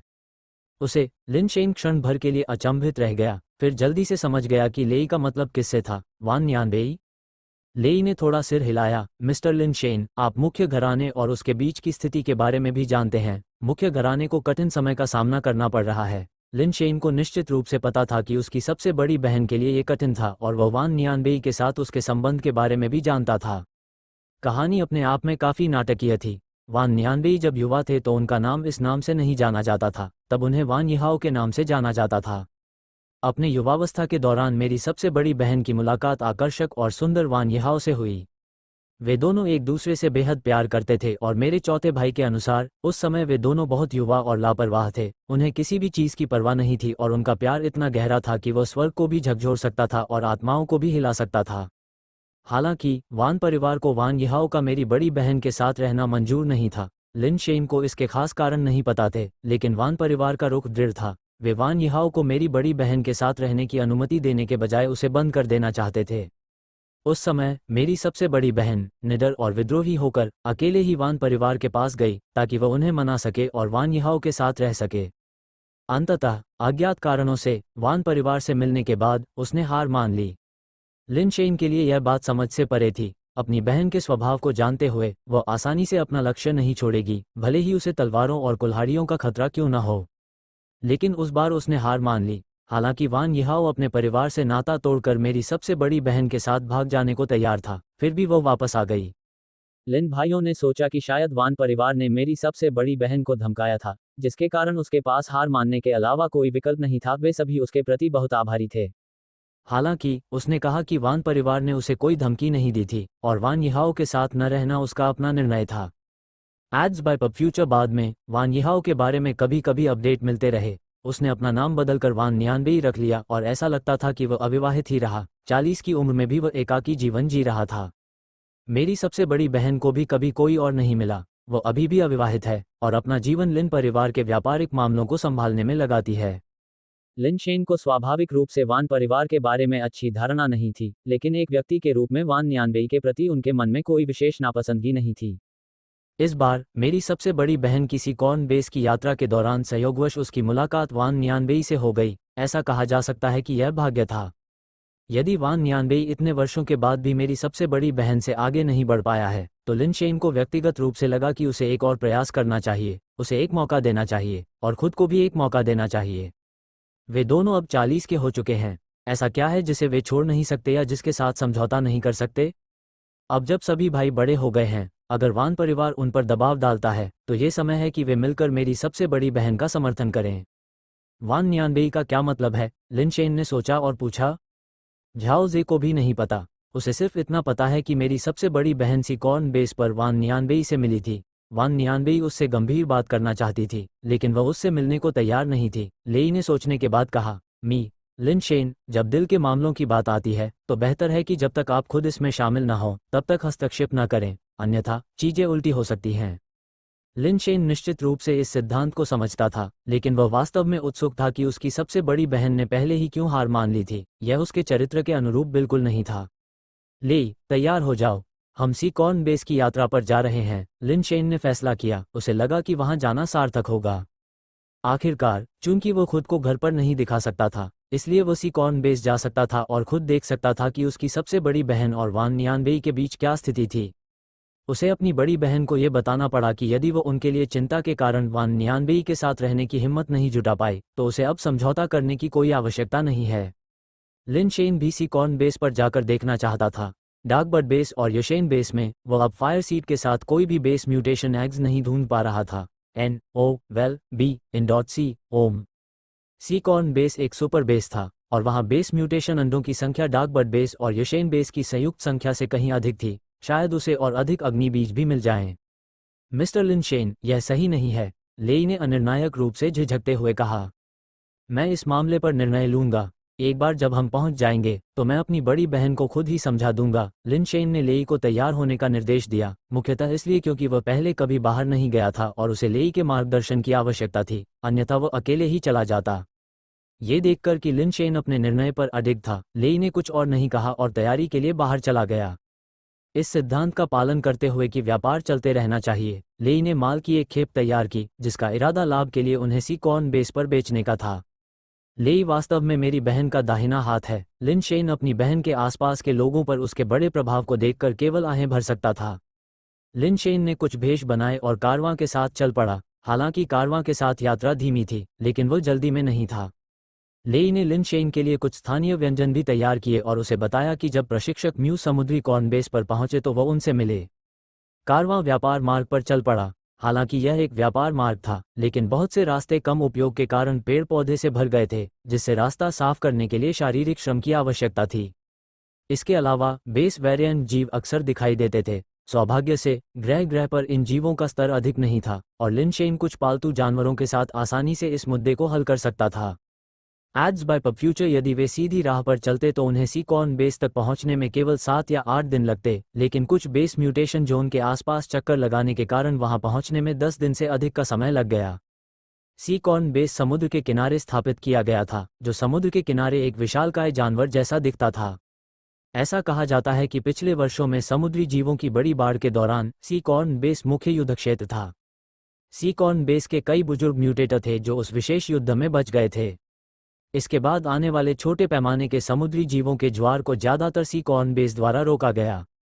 लिन शेन, तुम यहाँ क्यों आए हो? लिन मियाओ उसे देखकर आश्चर्यचकित और प्रसन्न थी। लिन शेन ने मुस्कुराते हुए कहा, मुझे घर पर घुटन महसूस हो रही थी और चूंकि आपने मुझे किसी साहसिक कार्य पर जाने की अनुमति नहीं दी, इसलिए मुझे बाहर आकर टहलना पड़ा। लिन मियाओ ने उसकी ओर आंखें घुमाते हुए कहा, तुम मुझे इस बहाने से बेवकूफ़ नहीं बना सकते। वान नियानबेई के साथ मेरा रिश्ता खत्म हो चुका है, इसमें कोई बंधन नहीं है, इसलिए बेवजह चिंता करना बंद करो। यह आपका मामला है, मुझे इससे कोई मतलब नहीं है। मैं बस सिकॉन बेस के बाजारों की जांच करना चाहता हूँ, कुछ दिलचस्प बेस म्यूटेशन अंडे खरीदना चाहता हूँ और उनसे खेलना चाहता हूँ, लिन शेन ने जवाब दिया। अगर तुम सच में यही सोच रही हो तो ये तुम्हारे लिए सबसे अच्छा होगा। ये पैसे ले लो, जो चाहो खरीदो, तुम इसे जैसे चाहो खर्च कर सकती हो, लेकिन ठगे मत जाना, ये तुम्हारी बहन के लिए अच्छा नहीं होगा। इसके अलावा तुम्हें प्रशिक्षक म्यू से मिलना होगा। हम लिन परिवार के लोगों को उचित शिष्टाचार दिखाना चाहिए। लिन मियाओ ने लिन शेन को पैसों का एक ढेर देते हुए कहा, चिंता मत करो बहन, मैं हमेशा से मितव्ययी रहा हूँ और तुम ये जानती हो। लिन शेन ने सीधे पैसे लिए और उसे अपनी जेब में रख लिया। बहन, मैं अभी जाकर देखता हूँ। इतनी जल्दी मत करो, यह सही समय है कि तुम आ जाओ। जियाओबाई भी अभी अभी लौटी है, तुम्हें उससे मिलना चाहिए। लिन मियाओ ने लिन शेन को पकड़ते हुए कहा, वो बहुत अच्छी है, तुम्हें अवसर का लाभ उठाना चाहिए। बहन, क्या मैंने तुम्हें पहले नहीं बताया? वह केवल ओयांग यूडू जैसों के बारे में ही विचार कर रही है। लिन शेन ने मुंह बनाते हुए विरोध किया। समय बदल गया है। मैंने सुना है कि जियाओबाई को तुम्हारे बारे में अच्छी धारणा है। वह तुम्हारी वजह से ओयांग परिवार में शादी करने के लिए सहमत नहीं हुई है, इसलिए तुम्हारे लिए संभावना काफ़ी है। मैं तुम्हारे लिए प्रार्थना कर रहा हूँ, इसलिए अपना सर्वश्रेष्ठ दो। लिन मियाओ ने उसे प्रोत्साहित करते हुए उसे पैसों का एक और ढेर थमाते हुए कहा, यदि तुम वास्तव में जियाओबाई को जीत सकते हो तो सभी को पता चल जाएगा कि मेरे बहनोई ने ओयांग यूडू के बजाय तुम्हें चुना है। ये कितनी बड़ी प्रतिष्ठा होगी। कुछ सोच समझकर उपहार खरीदना सुनिश्चित करें और याद रखें, अवसरों का लाभ उठाना ही होता है। मैं अपनी तरफ से पूरी कोशिश करूंगा, लिन शेन ने असहाय होकर जवाब दिया। हालांकि वह पैसे लेने के लिए दृढ़ था, लेकिन वह बाई शेनफी के लिए उपहार खरीदेगा या नहीं, ये देखना अभी बाकी था। लेई के मार्गदर्शन में जिस छात्रावास में लिन मियाओ रह रही थी, उसे छोड़कर लिन शेन तुरंत सैनफील्ड पहुंचे, जो सिकॉन बेस के 3 प्रमुख मुख्य व्यापार बाजारों में से एक था। बाजार समुद्र तट के पास स्थित था और पहले यह एक छोटा सा मेला था जहां समुद्र में बेस वेरिएंट प्राणियों का शिकार करने वाले म्यूटेटर अस्थायी आधार पर आपूर्ति और पकड़ी गई वस्तुओं का व्यापार करते थे। उस प्रचंड समुद्री ज्वार के दौरान इस स्थान ने अग्रिम पंक्ति और पिछली पंक्ति के बीच रसद केंद्र के रूप में कार्य किया तथा महत्वपूर्ण भूमिका निभाई। यहाँ कई घायलों का इलाज किया गया और उन्हें आराम दिया गया तथा कई म्यूटेटरों ने उन वस्तुओं का आदान प्रदान किया जिनका वे उपयोग कर सकते थे। भयंकर ज्वार के बाद बाजार को संरक्षित कर लिया गया और यह एक महत्वपूर्ण मेला स्थल बन गया। उस समय बाजार सिर्फ सप्ताहांत पर ही खुलता था, लेकिन बाद में जब सिकॉन बेस का विस्तार हुआ तो बाजार को बेस में शामिल कर लिया गया। यह एक मेला ग्राउंड के रूप में इस्तेमाल होता रहा, जो पहले से कहीं ज्यादा बड़े पैमाने पर रोजाना खुलता था। पहले बाजार में स्टॉल लगाने का मतलब रेत पर कपड़ा बिछाना होता था, लेकिन अब जमीन पर मिश्र धातु की प्लेटें बिछा दी गई हैं। स्टॉल लगाने के लिए कई बड़े गोदाम बनाए गए हैं, साथ ही दुकानों का एक बड़ा क्षेत्र भी बनाया गया है, जो यशेन बेस के बाजार से कहीं ज्यादा बड़ा है। लिन शेन बाजार में घूम रहे थे, उनके चारों ओर सामानों की एक चमकदार श्रृंखला थी, जिसमें पालतू जानवर और बेस म्यूटेशन अंडे, साथ ही बेस म्यूटेशन द्रव सामग्री और हथियार आदि के खंड शामिल थे। पूर्वी द्वार से प्रवेश करते ही सीधे आगे हथियार क्षेत्र था, जहां सभी प्रकार के लोहे के हथियार, मिश्र धातु के हथियार और क्रिस्टल बेस हथियार स्टॉल पर प्रदर्शित थे। क्रिस्टल बेस हथियार, जो डार्कबर्ड बेस में शायद ही कभी देखे जाते हैं, यहाँ आम थे। लेई ने कहा कि यहाँ मौजूद ज्यादातर हथियार मानव निर्मित हैं और कुछ ही प्राकृतिक बेस म्यूटेशन हथियार हैं। प्राकृतिक रूप से पाए जाने वाले बेस म्यूटेशन हथियार आमतौर पर ज्यादा महंगे होते हैं और कुछ लोग गड़े हुए हथियारों को बेस म्यूटेशन हथियार के तौर पर पेश करते हैं। हालांकि कुछ मास्टर्स द्वारा तैयार किए गए हथियार प्राकृतिक बेस म्यूटेशन हथियारों से ज्यादा मूल्यवान हो सकते हैं। हमेशा ऐसा नहीं था कि प्राकृतिक बेस म्यूटेशन हथियार बेहतर होते थे। लिन शेन को हथियारों में कोई खास दिलचस्पी नहीं थी। सरसरी निगाह डालने के बाद और हाथ में डेथ पाउडर होने के बाद उसे किसी और हथियार की जरूरत नहीं थी। इसके अलावा उसके पास घर पर एक एसेंशियल लेवल स्पिरिट बेस हथियार भी था। एक बार जब उसके पास पर्याप्त ताकत हो जाती तो वह इसे सीधे अपने हथियार के रूप में इस्तेमाल कर सकता था। एड्स बाय पब फ्यूचर, वे इस दुकान में पालतू जानवरों के लांच भी बेचते हैं। लिन शेन ने एक दुकान के पास से गुजरते हुए आश्चर्यचकित होकर कहा, पेट लॉन्चर दुर्लभ हैं, लेकिन बहुत महंगे हैं। ज्यादातर म्यूटेटर उन्हें खरीद नहीं सकते। केवल सिकॉन बेस जैसे सुपर बेस में ही ऐसी दुकानें मौजूद होंगी। जहां तक मुझे पता है, सिकॉन बेस में सिर्फ यही एक दुकान है, लेई ने बताया। चलो अंदर चलते हैं और देखते हैं, लिन शेन ने कहा। उसे वास्तव में पेट लॉन्चर खरीदने में कोई दिलचस्पी नहीं थी। वह बस ये देखना चाहता था कि वे कितने में बिक सकते हैं। उसके पास कई पेट लॉन्चर थे जो उसने तियानशिन से छीने थे। अपनी बहन के लिए सबसे बढ़िया एट्रीब्यूट पेट लॉन्चर रखने के अलावा वह एक को अपने पास रखेगा और उसे एंजल रिवॉल्वर से बदलेगा। अगर कीमत सही हो तो वह बाकी को अपनी ज़रूरत की किसी चीज़ के लिए बदल सकता है, जैसे कि बेस म्यूटेशन फ्लूइड। दुकान में प्रवेश करने के बाद लिन शेन ने काउंटर के पीछे कुछ पेट लॉन्चर रखे हुए देखे। वे कुछ हद तक पुराने जमाने के और बहुत उन्नत नहीं लग रहे थे, शायद अल्ट्रा वन जनजाति के लेफ्टिनेंट कमांडर द्वारा इस्तेमाल किए जाने वाले लॉन्चर जितने अच्छे भी नहीं थे। फिर भी कीमतें बहुत ज़्यादा थीं। कोई भी 6 अंकों से कम नहीं था, सबसे सस्ता 4 लाख से ज़्यादा का था। लिन शेन ने पास के साइन बोर्ड पर लगी जानकारी को ध्यान से देखा। फायरिंग रेट केवल 23 थी, जो 6 पेट कैप्सूल लोड करने में सक्षम थी। कीमत जितनी ज़्यादा होती, लिन शेन उतना ही खुश होता। अगर 23 की दर वाला लॉन्चर 4 लाख से ज़्यादा में बिक सकता है, तो उसके पास जो 40 की गति वाले लॉन्चर थे, उनकी कीमत और भी ज़्यादा होगी। कैबिनेट में 6 पेट लॉन्चर प्रदर्शित थे, जिनमें सबसे अच्छे लॉन्चर की क्षमता 10 शॉट की थी और फायरिंग दर 37 थी। यह विशेषता लगभग लिन शेन के सबसे खराब गुण के समान ही थी और इसकी कीमत पहले ही 5 मिलियन तक पहुंच चुकी थी। लिन शेन की गणना के अनुसार उसके पास मौजूद पेट लॉन्चर्स की कीमत करोड़ों में थी। मुझे इन पालतू लॉन्चरों को जल्द ही बेचना होगा। जैसे जैसे मानव और अल्ट्रा वन जनजाति के बीच युद्ध बढ़ता जाएगा, वैसे वैसे और अधिक पालतू लॉन्चरों पर कब्जा किया जाएगा। वे केवल सस्ते ही होते जाएंगे। उन्हें अब अच्छी कीमत पर बेचना बेहतर है, लिन शेन ने मन ही मन सोचा। Ads by PubFuture. क्या अतिथि के मन में कोई लॉन्चर है? आप उसे आजमाने के लिए ले जा सकते हैं। पीछे एक फायरिंग रेंज है, दुकान सहायक ने विनम्रता से कहा। क्या आपके पास उच्च फायरिंग दर वाला कोई लॉन्चर है? लिन शेन ने लापरवाही से पूछा। हम करते हैं, लेकिन वे बहुत महंगे हैं। 10 मिलियन से अधिक की लागत, यह इसके लायक नहीं है। वास्तव में फायरिंग दर में अंतर केवल कुछ बिंदुओं का है, जो आमतौर पर औसत उपयोग में अगोचर है, दुकान सहायक ने धैर्यपूर्वक समझाया। कीमत कोई समस्या नहीं है, मुख्य बात है तेजी से फायरिंग की दर। क्या आपके पास 50 के आसपास कोई है? लिन शेन ने खुद को एक अमीर युवा मास्टर के रूप में पेश किया, हालांकि उसकी जेब में केवल 2 लाख ही थे जो उसकी बहन ने उसे दिए थे। मेहमान मजाक कर रहे होंगे। बेस म्यूटेशन लेवल पेट लॉन्चर के लिए उच्चतम फायरिंग दर 41 है और यह पहले से ही एक दुर्लभ रत्न है जिसे पाना मुश्किल है। अधिकांश म्यूटेटर के लिए 40 पहले से ही शीर्ष स्तर है। यदि दर अधिक थी तो यह एक एसेंशियल लेवल पेट लॉन्चर होना चाहिए, जो हमारी दुकान में स्टॉक नहीं है और म्यूटेटर इसका उपयोग नहीं कर सकते हैं, दुकान सहायक ने अधीरता के बिना समझाया। ऐसा लगता है कि मेरी 44 स्पीड एंजल रिवॉल्वर पहले से ही रत्नों में से एक रत्न है। पता नहीं तियानशिन को ये कहाँ से मिला, या शायद सेलेस्टियल रेस की तकनीक का स्तर इतना ऊंचा है कि वे और भी बेहतर पेट लॉन्चर बना सकें।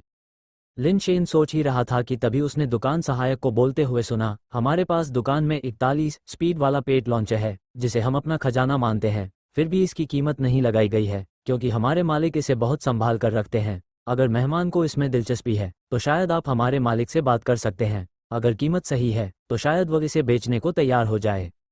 केवल 41 की स्पीड, भूल जाओ। लिन शेन को लेई को लेकर जाने का बहाना मिल गया। उसने कीमतों के बारे में काफ़ी कुछ जान लिया था। अगर वह अपने लॉन्चर को किसी चीज़ के बदले में बेचना चाहे तो उसे कोई नुकसान नहीं होगा। 41 स्पीड लॉन्चर को छोड़कर आपके पास इससे भी बेहतर चीज़ें होनी चाहिए, है ना? इससे पहले कि लिन शेन निकल पाता, प्रवेश द्वार से एक आवाज़ आई। लिन शेन ने मुड़कर देखा तो एक 20 साल का युवक, जो लकड़ी की तरह दुबला पतला था, दुकान में प्रवेश कर रहा था। बॉस, दुकान सहायक के पते ने लिन शेन और लेई के लिए पुष्टि की कि यह आदमी वास्तव में दुकान का मालिक था। बिल्कुल नहीं, मैं बिना सोचे समझे बोल रहा था, किसी को बुरा नहीं मानना चाहता। शब्दों का चयन ठीक नहीं था। इसे दिल पर मत लेना, बॉस। लिन शेन बस एक रास्ता तलाश रहा था और दुकान मालिक से ज़्यादा कुछ कहने में उसकी कोई दिलचस्पी नहीं थी। उसने विनम्रता से माफ़ी मांगी और जाने के लिए तैयार हो गया। कृपया प्रतीक्षा करें, सर। यदि आप 41 की गति से संतुष्ट नहीं हैं, तो मेरे पास वास्तव में एक लॉन्चर है जो लगभग 50 तक पहुंचता है। हालांकि यह 50 नहीं है, 43 पर। यह एक अत्यंत दुर्लभ खोज है। ब्रह्मांड में भी ऐसी गति का बेस म्यूटेशन स्तर का लॉन्चर मिलना मुश्किल है, दुबले मालिक ने कहा, जिससे लिन शेन थोड़ा शर्मिंदा हुआ। अगर उसके पास पैसा होता तो भी लिन शेन उसे वहन नहीं कर सकता था। फिर भी जीवन में प्रतिष्ठा मायने रखती है, और हालांकि वह इसे वहन नहीं कर सकता था, फिर भी लिन शेन ने परवाह न करने का नाटक किया और कहा, आपकी दुकान में वास्तव में ऐसी असाधारण वस्तु है। मैं मानता हूं कि ग्राहक भी अपने सामान के बारे में जानता है। सामान उपलब्ध है, बस बात यह है कि आप कितना खर्च करने को तैयार हैं, दुबले पतले दुकानदार ने मुस्कुराते हुए कहा। आप विक्रेता हैं, इसलिए स्वाभाविक रूप से कीमत आपको ही तय करनी है, लिन शेन ने जवाब दिया। इस तरह की वस्तु एक दुर्लभ खजाना है। इस दुनिया में दूसरा मिलना मुश्किल है। इसे अमूल्य माना जा सकता है। अगर मुझे वास्तव में इसकी कीमत लगानी पड़े तो मुझे लगता है कि इसकी कीमत कम से कम इतनी होगी, दुबले पतले दुकानदार ने एक उंगली बढ़ाते हुए कहा। 10 मिलियन। लिन शेन ने सोचा कि कीमत बहुत अधिक नहीं है। दुबले पतले दुकानदार ने मुस्कुराते हुए अपना सिर हिलाया। 1 अरब। लिन शेन ने अपने हिस्से का पैसा देख लिया था, लेकिन दुबले पतले दुकानदार की ऐसी बात ने उसे अभी भी आश्चर्यचकित कर दिया। 1.43 स्पीड 1 अरब में बिक सकती है, तो मैं अपनी 44 स्पीड कितने में बेच सकता हूँ? लिन शेन को अपनी एंजल रिवॉल्वर बेचने की इच्छा हुई। 1 बिलियन से वह काफ़ी सारे म्यूटेटेड क्रिस्टल बेस पालतू जानवर खरीद सकता था। लिन शेन इतने पैसे से बेस म्यूटेशन फ्लूइड खरीद सकता था और बेस म्यूटेशन दर को लगभग अधिकतम कर सकता था। ये बहुत महंगा है, लिन शेन ने अपना सिर हिलाते हुए कहा। महंगा है, हाँ, लेकिन आप जो भुगतान करते हैं वही आपको मिलता है। ओयांग यूडू रियल्म किंग टॉवर के 9वें स्तर पर पहुंच गया और उसे जो पेट लॉन्चर मिला वह केवल 41 स्पीड का था, जो पहले से ही बहुत दुर्लभ है। मेरा 43 स्पीड का है, बस 2 पॉइंट तेज है, लेकिन ये 2 पॉइंट इसे इस दुनिया में बेजोड़ बनाते हैं। एक तरह की बेहतरीन वस्तु। क्या यह 1 बिलियन के लायक नहीं है? दुबले पतले दुकानदार ने कुछ गर्व से कहा। यह उचित प्रतीत होता है, लेकिन दुर्भाग्य से मेरे पास उस तरह का पैसा नहीं है। मैं केवल एक नज़र डाल सकता हूँ, लिन शेन ने कहा, क्योंकि वह जाने के लिए तैयार था। वह गंभीरता से कुछ भी खरीदने की योजना नहीं बना रहा था और वास्तव में वह दुबले पतले दुकानदार के साथ बातचीत को लंबा नहीं खींचना चाहता था। पैसे नहीं, कोई समस्या नहीं है, मैं तुम्हें दे सकता हूँ। दुबले पतले दुकानदार के शब्दों ने लिन शेन को चकित कर दिया। कौन यकीन करेगा कि दुनिया में इतना बढ़िया सौदा मौजूद है? 1 अरब डॉलर की कीमत वाली शीर्ष स्तरीय वस्तु मुफ्त में दी जा रही है। भले ही वो दुबले पतले दुकानदार का पिता ही क्यों ना हो, वह उसे किसी अजनबी को तो क्या, किसी को भी नहीं देगा। Ads by PubFuture. Lin Shen खुद को दुबले पतले दुकानदार को ध्यान से देखने से रोक नहीं पाया। हालांकि वह दुबला पतला और कुछ हद तक काला था, लेकिन वह ऊर्जावान दिख रहा था। उसकी 2 चमकदार, सतर्क आंखें वाकई चमक रही थीं। तुम क्या कहना चाह रहे हो? लिन शेन को लगा कि इस मामले में कुछ और भी है। उसे संदेह था कि दुकानदार ने उसे पहचान लिया होगा, लेकिन अगर उसने उसे प्लेबॉय लिन शेन के रूप में पहचाना भी होता तो भी इतना बड़ा एहसान करने की कोई वजह नहीं थी। लिन शेन को विश्वास नहीं था कि उसकी प्रतिष्ठा और सुंदरता 1 अरब के बराबर थी। मास्टर लिन, आपका नाम ही 1 अरब का है, दुबले पतले दुकानदार ने मुस्कुराते हुए कहा। तो तुमने मुझे पहचान लिया? लिन शेन चौकन्ना था। उसके भेष और टोपी के बावजूद उसे पहचान लिया गया था। इससे यह स्पष्ट हो गया कि दुबला पतला दुकानदार कोई गणना करने वाला व्यक्ति था, और लिन शेन को आश्चर्य हुआ कि वह क्या करने जा रहा था। लिन शेन की सतर्कता को देखते हुए दुबले पतले दुकानदार ने हंसते हुए कहा, मास्टर लिन, चिंता करने की कोई ज़रूरत नहीं है। मेरा कोई नुकसान करने का इरादा नहीं है। पेट लॉन्चर यही है और मैं इसे अभी आपको दे सकता हूँ। इन शब्दों के साथ दुबले पतले दुकानदार ने किसी को पेट लॉन्चर लाने का इशारा किया। आप स्पष्ट रूप से बोल सकते हैं। मैं कारण जाने बिना कोई उपहार स्वीकार नहीं करूंगा। जब तक चीजें स्पष्ट नहीं हो जाती मैं इसे नहीं लूंगा, लिन शेन ने भौहें सिकोड़ते हुए कहा। कृपया निश्चिंत रहें, मास्टर लिन। यह उपहार मेरी ओर से नहीं है, बल्कि आपके एक पुराने परिचित की ओर से है जो इस समय बगीचे में आपका इंतजार कर रहा है।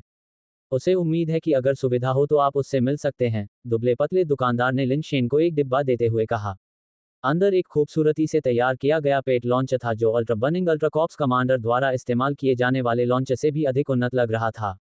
कौन सा पुराना परिचित? लिन शेन ने इस पर ध्यान नहीं दिया। उपहारों को लापरवाही से स्वीकार नहीं किया जाना चाहिए। जब तुम उसे देखोगे तो तुम्हें पता चल जाएगा। ये बैठक के लिए एक उपहार है, दुबले पतले दुकानदार ने जोर देकर कहा और डिब्बा लिन शेन के हाथों में थमा दिया।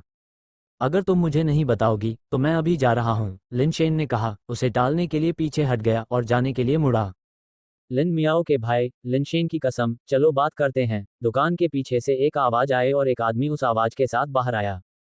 लिन शेन ने देखा कि जो आदमी बाहर आया था वह 30 साल का था। वह बहुत सुंदर नहीं था और दाढ़ी रखता था, फिर भी उसके पास एक परिपक्व आकर्षण था। उसकी आंखों में दुख भरी नजर ऐसी थी जिसे कोई भी युवा लड़कियां बर्दाश्त नहीं कर सकती थीं। वान नियानबेई। हालांकि लिन शेन की वान नियानबेई से कभी मुलाकात नहीं हुई थी, लेकिन किसी कारण से उसे देखते ही उसे यकीन हो गया कि यह वान नियानबेई ही है। Ads by PubFuture. Wan Nianbei ने कहा, यह बातचीत करने की जगह नहीं है, चलो पीछे बैठकर बात करते हैं। ये ठीक है, लिन शेन ने थोड़ा सिर हिलाया। ये पेट लॉन्चर, दुबले पतले दुकानदार ने कुछ अनिर्णय के साथ डिब्बा पकड़ते हुए कहा। इसे दूर रखो, लिन मियाओ का भाई इसे स्वीकार नहीं करेगा। मात्र 43 स्पीड पेट लॉन्चर को भूल जाओ, इससे भी बेहतर चीजें वह नहीं लेगा, वान नियानबे ने कहा, स्पष्ट रूप से लिन शेन को उच्च सम्मान देते हुए। लिन शेन को स्वयं भी कुछ अफसोस हुआ। अगर उसे पता होता कि यह वान नियानबेई की ओर से एक उपहार है तो शायद वह इसे स्वीकार कर लेता। बेशक ये सिर्फ एक क्षणभंगुर विचार था। लिन मियाओ और उसके बीच के मुद्दे अभी तक सुलझ नहीं पाए थे और वह निश्चित रूप से वान नियानबेई से उपहार स्वीकार नहीं करेगा। वान नियानबेई के पीछे पीछे बगीचे में वान नियानबेई साधारण कपड़े पहने हुए आराम से गलियारे के पास एक कुर्सी पर बैठ गया। लिन शेन की ओर बियर का एक कैन उछाला और खुद के लिए एक कैन खोलकर कुछ घूंट लिए। जब तुम छोटी थी तब मैंने तुम्हें गोद में लिया था, लेकिन तब तुम बहुत छोटी थी, शायद तुम्हें याद नहीं है। वान नियानबेई ने अपनी बियर नीचे रखते हुए लिन शेन की ओर देखते हुए कहा। क्या तुमने मुझे सिर्फ यही कहने के लिए बुलाया है? लिन शेन ने भौहें सिकोड़ते हुए पूछा। तुम्हारी बहन की तरह ही तुम भी गुस्सैल स्वभाव की हो, हमेशा इतनी अधीर रहती हो। वान नियानबेई ने एक पल सोचा, फिर बोली, मैं तुम्हारी बहन से अकेले में मिलना चाहती हूँ। मुझे उसके साथ कुछ बातें स्पष्ट करनी है। क्या तुम मेरी मदद कर सकती हो? नहीं, लिन शेन ने साफ मना कर दिया। अगर तुम उसे देखना चाहते हो तो खुद जाकर उसे ढूंढो, मेरे पास आना व्यर्थ है। मैंने कई बार उसकी तलाश की है और वह मुझे कोई मौका नहीं देती। मुझे बोलने का भी मौका नहीं मिलता, वान नियानबेई ने आह भरते हुए कहा। तो फिर ये तुम्हारी गलती होगी, लिन शेन ने कहा। हाँ, यह मेरी गलती है। मैंने चीजों को ठीक से नहीं संभाला, वान नियानबेई ने कड़वी मुस्कान के साथ कहा। लिन शेन, भले ही मैंने कोई गंभीर पाप किया हो, क्या मुझे अपना मामला रखने का मौका नहीं मिलना चाहिए? मैं बस उससे बात करने का मौका चाहता हूँ, मुझे और कुछ नहीं चाहिए। मुझे बताओ कि तुम मेरी बहन को क्या बताना चाहते हो, फिर मैं देखूंगा। लिन शेन की जिज्ञासा उसकी बहन और वान नियानबेई के बीच की सच्ची कहानी के बारे में जानने को उत्सुक थी। वान नियानबेई अचंभित रह गया। उसे आश्चर्य हुआ कि लिन शेन ऐसा सुझाव देगा और बहुत हिचकिचाहट के बाद उसने कहा जैसे कि कोई बड़ा फैसला ले रहा हो। तो फिर तुम लिन मियाओ के भाई हो, तुमसे कुछ भी छिपाने का कोई मतलब नहीं है। मैं तुम्हें बता दूंगा और अगर मैं लिन मियाओ से मिल सकता हूं तो ये सबसे अच्छा होगा, अगर नहीं तो तुम मेरी बातें उसे बता सकते हो। यह इस बात पर निर्भर करता है कि आप क्या कहना चाहते हैं। लिन शेन ने कोई वादा नहीं किया। लिन शेन, क्या आपने कभी प्रजनन सूअर नामक शब्द के बारे में सुना है? वान नियानबेई के अजीब सवाल ने लिन शेन को हैरान कर दिया कि वास्तव में उसका क्या मतलब था। प्रजनन सूअर शब्द कुछ ऐसा था जिससे लिन शेन काफी परिचित था, क्योंकि डार्कबर्ड बेस के कई लोग उसकी पीठ पीछे उसे इसी शब्द से कोसते थे। वास्तव में आपका क्या मतलब है? लिन शेन ने भौहें सिकोड़ते हुए पूछा। वान नियानबेई ने कहा, सीधे शब्दों में कहें तो मैं तो वान परिवार का प्रजनन करने वाला सूअर मात्र हूँ, जो परिवार की वंशावली को आगे बढ़ाने के लिए जिम्मेदार हूँ। लिन शेन ने जब पहली बार प्रजनन सूअर शब्द सुना था तो उसे पहले से ही कुछ अनुमान था, इसलिए उसे आश्चर्य नहीं हुआ। अगर वान परिवार चाहता है कि तुम वंश को आगे बढ़ाओ तो उन्हें जल्द से जल्द तुम्हारी शादी कर देनी चाहिए और बच्चे पैदा करने चाहिए। वे मेरी बड़ी बहन के साथ तुम्हारे रिश्ते का विरोध क्यों करेंगे? मुझे मत बताओ कि मेरी बहन के साथ कुछ गड़बड़ है। लिन शेन का चेहरा ठंडा पड़ गया। नहीं, जियाओ वू, तुम गलत समझ रही हो। ऐसी बात कैसे हो सकती है? वान नियानबेई ने बार बार अपना सिर हिलाया। वान परिवार को जिन वंशजों की जरूरत है वे तुम्हारे सोचने से अलग हैं। NOVELB ओम। इसे इस तरह से कहें तो ब्रह्मांड में कई जातियों के बच्चे स्टील स्तर पर या मिश्र धातु और क्रिस्टल बेस स्तर पर पैदा होते हैं। वान परिवार को ऐसे बच्चों की जरूरत है। ऐसे बच्चे होने के लिए ऐसे माता पिता होने चाहिए जो खास हों। क्या तुम समझ रहे हो कि मैं क्या कहना चाह रहा हूँ? वान नियानबेई ने धीरे से समझाया।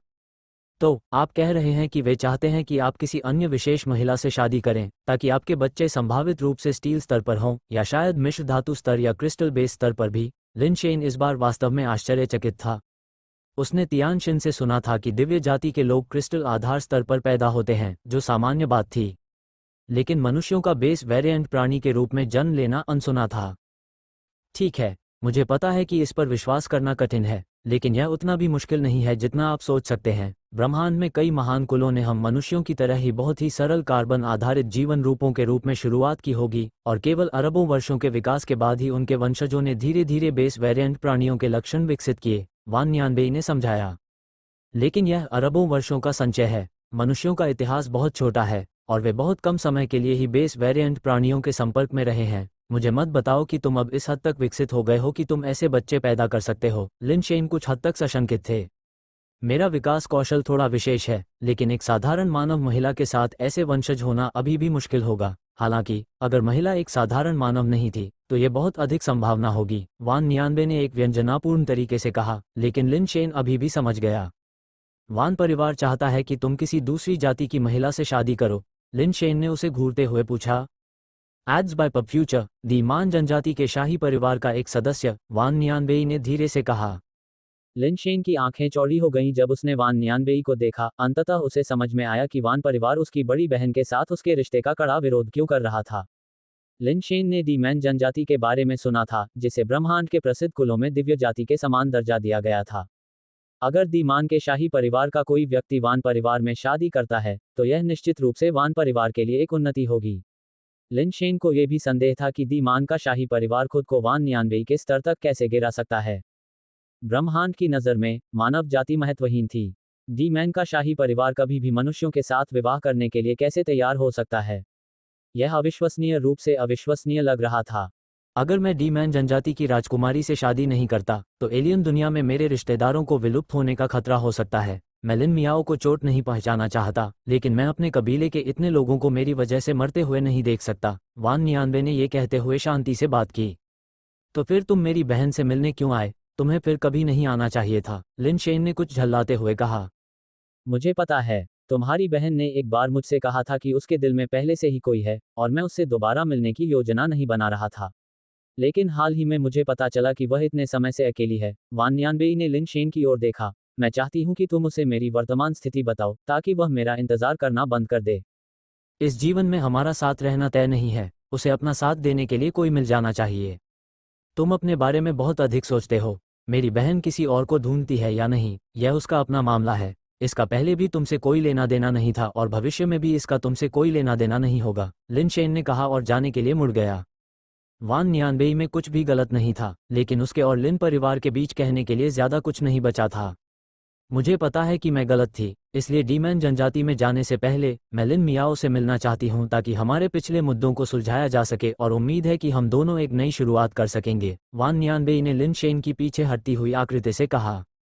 मेरी बड़ी बहन तुम्हें देखना नहीं चाहती, जिसका मतलब है कि वह अब तुम्हारे साथ जुड़ना नहीं चाहती। चलो अतीत को पीछे छोड़ दें, इस पर आगे चर्चा करने का कोई मतलब नहीं है, लिन शेन ने बगीचे से जाने से पहले कहा। लिन शेन के जाने के बाद दुबला पतला दुकानदार आया, वान नियानबेई के कंधे पर थपथपाया और कहा, बूढ़ी वान, अगर यह वास्तव में ऐसा हुआ तो मैं लिन मियाओ को बांधकर यहाँ ले आऊंगा। जाने से पहले आपको कम से कम एक बार एक दूसरे से मिल लेना चाहिए। कोई ज़रूरत नहीं, लिटिल फाइव सही है। अगर वह मुझे नहीं देखना चाहती, तो इसका मतलब शायद ये है कि उसने जाने दिया है। जाने देना अच्छा है, यही सबसे अच्छा है। वान नियानबेई वास्तव में राहत महसूस कर रही थी। Ads by PubFuture. अच्छा मेरे गधे, अगर उसने जाने दिया है, तो तुम खुद को क्यों प्रताड़ित कर रहे हो? क्या तुमने वास्तव में सोचा है कि 6 पद फीनिक्स के शरीर के साथ पुनर्जन्म में प्रवेश करना है? क्या तुम वास्तव में जानते हो कि तुम क्या कर रहे हो? क्या तुम्हें पता है कि इसका क्या मतलब है? वान नियानबेई, तुम पागल हो? एक महिला के लिए क्या यह इसके लायक है? दुबला पतला दुकानदार खुद को कोसने से नहीं रोक सका। यह इसके लायक है, वान नियानबेई ने एक शब्द में उत्तर दिया। हे, अगर मैं असफल हो जाती हूँ, तो कृपया बाद में मेरे लिए लिन परिवार का ख्याल रखना, उसके लिए ये बहुत कठिन है। भाड़ में जाए वह, मैं आपका नौकर नहीं हूँ, हे ने गुस्से से कहा। दुकान से निकलकर लिन शेन रेत के मैदान में घूमता रहा और सोचता रहा कि अपनी बड़ी बहन को वान नियानबेई की स्थिति के बारे में बताए या नहीं। वान नियानबेई भाग्य के विरुद्ध लड़ने में शक्तिहीन थी, और ऐसा लग रहा था कि उसके द्वारा कही गई कोई भी बात पहले से ही अनावश्यक थी। कुछ सोच विचार के बाद लिन शेन ने अंततः अपनी बड़ी बहन को बताने और उसे अपना निर्णय लेने देने का निर्णय लिया। हथियारों के सेक्शन से गुजरने के बाद वह बेस म्यूटेशन अंडे बेचने वाले क्षेत्र में पहुंच गया। इस क्षेत्र में बेस म्यूटेशन अंडे की विविधता और भी ज्यादा थी, जिनमें से कई समुद्री बेस वेरिएंट जीवों से आए थे। हालांकि उत्परिवर्तन दुर्लभ थे और उन्हें पाना लगभग असंभव था। मात्र ग्रह पर उत्परिवर्ती जीव अभी भी बहुत दुर्लभ थे, जो कि रियल्म किंग ग्रह पर मौजूद जीवों से कहीं भी तुलनीय नहीं थे। चलते समय लिन शेन ने अचानक एक स्टॉल देखा जहां बेस म्यूटेशन अंडे के ढेर के बीच एक मोटी मोज़ेक से ढका हुआ था। आखिरकार लिन शेन बहुत खुश हुआ और जल्दी से स्टॉल के पास पहुंचा। स्टॉल पर कई बेस म्यूटेशन अंडे रखे हुए थे। पूछने पर स्टॉल मालिक ने बताया कि ये अंडे समुद्र से पकड़े गए हैं और ये सभी समुद्री बेस वेरिएंट जीवों द्वारा बनाए गए हैं। लिन शेन ने अग्नि बीज वाला बीज उठाया और मालिक से पूछा, जिसने बताया कि इसे स्टील लेवल पर समुद्र से जेलीफिश जैसे बेस वेरिएंट प्राणी द्वारा उत्पादित किया गया था, जिसकी कीमत 500 थी। लिन शेन मोलभाव करने के मूड में नहीं था, इसलिए उसने सीधे पैसे का भुगतान किया, बेस म्यूटेशन अंडा खरीदा और ब्राउज करना जारी रखने से पहले उसे अपने बैग में रख लिया। थोड़ी देर बाद उन्हें एक और बेस म्यूटेशन अंडा मिला जो मोज़ेक से ढका हुआ था। हालांकि इस बार कोई पहले से ही मालिक के साथ कीमत पर बातचीत कर रहा था और लिन शेन जल्दी से वहां पहुंच गया। अंततः उसे दूसरा घर मिल गया और उसे हासिल करने के लिए यदि आवश्यक हुआ तो वह ऊंची कीमत चुकाने को भी तैयार था। लिन शेन ने बलपूर्वक अपने दिल की इच्छा को दबा दिया और धीरे धीरे उस दुकान के पास पहुंचा ताकि वो सुन सके कि वो व्यक्ति और व्यापारी क्या चर्चा कर रहे थे। सौभाग्य से उस व्यक्ति के हाथ में जो बेस म्यूटेशन अंडा था वो अभी तक नहीं बिका था, क्योंकि वे कीमत पर सहमत नहीं हुए थे। बेस म्यूटेशन अंडे की खरीददार एक युवा महिला थी जिसके पास स्पष्टतः पर्याप्त पैसा नहीं था, इसलिए वो व्यापारी के साथ मोलभाव कर रही थी। व्यापारी भाई, मैं प्रशिक्षु शिविर में एक छात्रा हूँ। भविष्य में जब सहपाठी बेस म्यूटेशन अंडे खरीदना चाहेंगे तो मैं उन सभी को आपके स्थान पर भेजूंगी। क्या आप मुझे थोड़ी छूट दे सकते हैं? वह युवा लड़की युवा और सुंदर थी। उसने प्रशिक्षु शिविर की वर्दी पहनी हुई थी, एक सफ़ेद शर्ट, टाई, प्लेड मिनीस्कर्ट और स्नीकर्स, ग्रे स्टॉकिंग्स की एक जोड़ी के साथ। विनम्रतापूर्वक विनती करते हुए व्यापारी तुरंत भ्रमित हो गया। किनारे से देखते हुए लिन शेन ने मन ही मन सोचा, अच्छा यार, इस तरह के कपड़े पहनकर क्या ये वास्तव में एक उचित प्रशिक्षण शिविर है? ठीक है, चूंकि तुम विद्यार्थी हो, दूसरे लोग 2 लाख का घाटा उठाकर खरीदते हैं, लेकिन मैं तुम्हें 1,90,000 नहीं, 1,88,000 में देता हूँ। व्यापारी भाई के लगातार फोन में खोया हुआ था और अचानक उसने 10,000 से अधिक की छूट की पेशकश कर दी। तुम रुको, इसे मत बेचना। लिन शेन ने व्यापारी को अंदर से तिरस्कृत किया, एक ऐसे आदमी को देखकर जो निश्चित रूप से अपने 30वें दशक में था, फिर भी थोड़ा सा भी दबाव नहीं झेल सकता था, जैसे उसने पहले कभी किसी महिला को नहीं देखा था, बिना किसी अनुभव के एक युवा की तरह। व्यापारी भाई, मेरे पास वास्तव में इतने पैसे नहीं हैं, क्या आप इसे थोड़ा सस्ता नहीं कर सकते? लड़की स्पष्ट रूप से अभी भी कीमत से संतुष्ट नहीं थी, जिससे लिन शेन ने राहत की सांस ली। बहन, मैं इसे और सस्ता नहीं कर सकता। 1,88,000 पर तो मैं पहले से ही कोई पैसा नहीं कमा रहा हूँ, व्यापारी ने कहा। इस बार भी वह काफी सिद्धांतवादी था। मौका देखकर लिन शेन कहने ही वाला था कि वह कीमत चुकाने और इसे खरीदने के लिए तैयार है, लेकिन इससे पहले कि वह कुछ बोल पाता, उसने देखा कि एक ही वर्दी में 2 लड़कियां उसकी ओर आ रही हैं।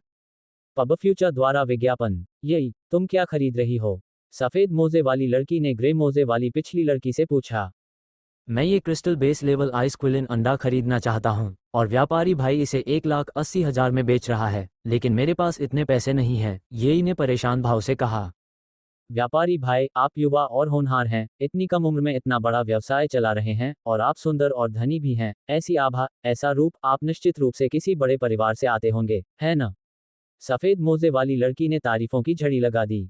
व्यापारी की मुस्कान लगभग उसके कानों तक पहुंच रही थी, लेकिन जाहिर तौर पर अपने परिवार का भरण पोषण करने के लिए पैसा कमाना चाहता था। वह अभी भी अपनी बात पर अड़ा रहा और अनिच्छा से बोला, मैं वास्तव में इसे कम नहीं कर सकता।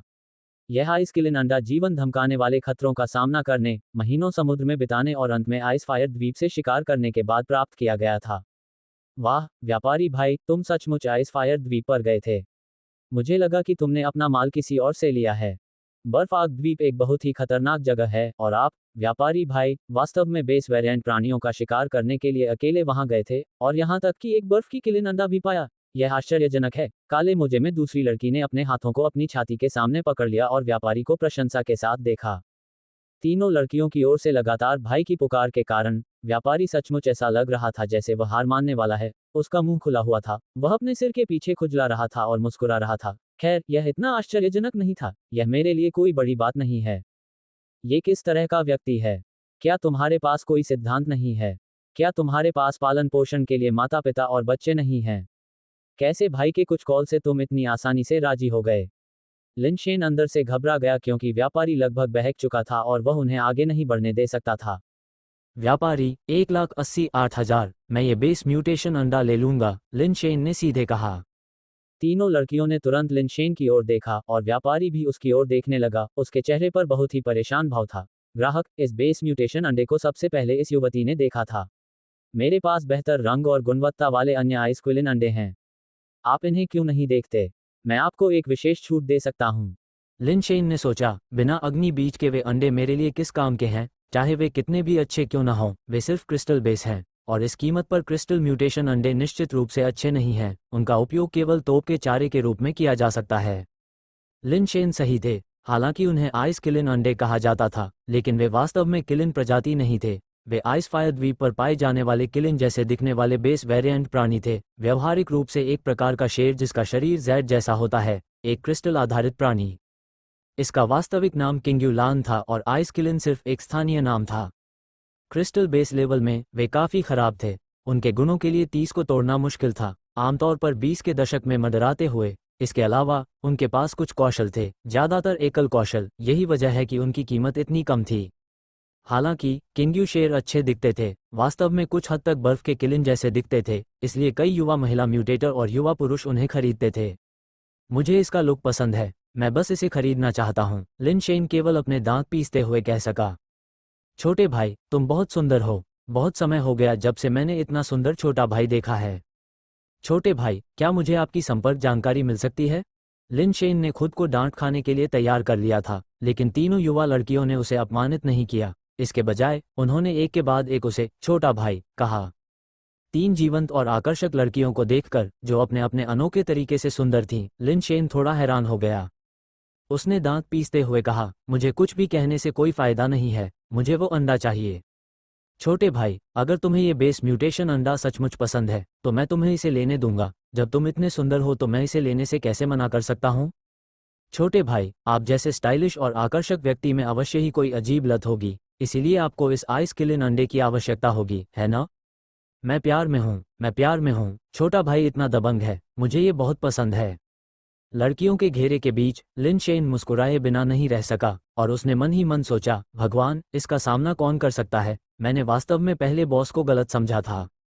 अहम, छोटी बहन, तुम इस आइस किलिन अंडे के लिए कितना भुगतान करने की योजना बना रही हो? लिन शेन अपना शांत मुखौटा नहीं रख सका और उसे पूछना पड़ा। छोटे भाई, मेरे पास केवल 1,60,000 रुपये हैं, और मैं इसे वैसे भी वहन नहीं कर सकता, इसलिए मेरी चिंता मत करो, तुम आगे बढ़ो और इसे खरीद लो, ये ने दयनीय स्वर में कहा।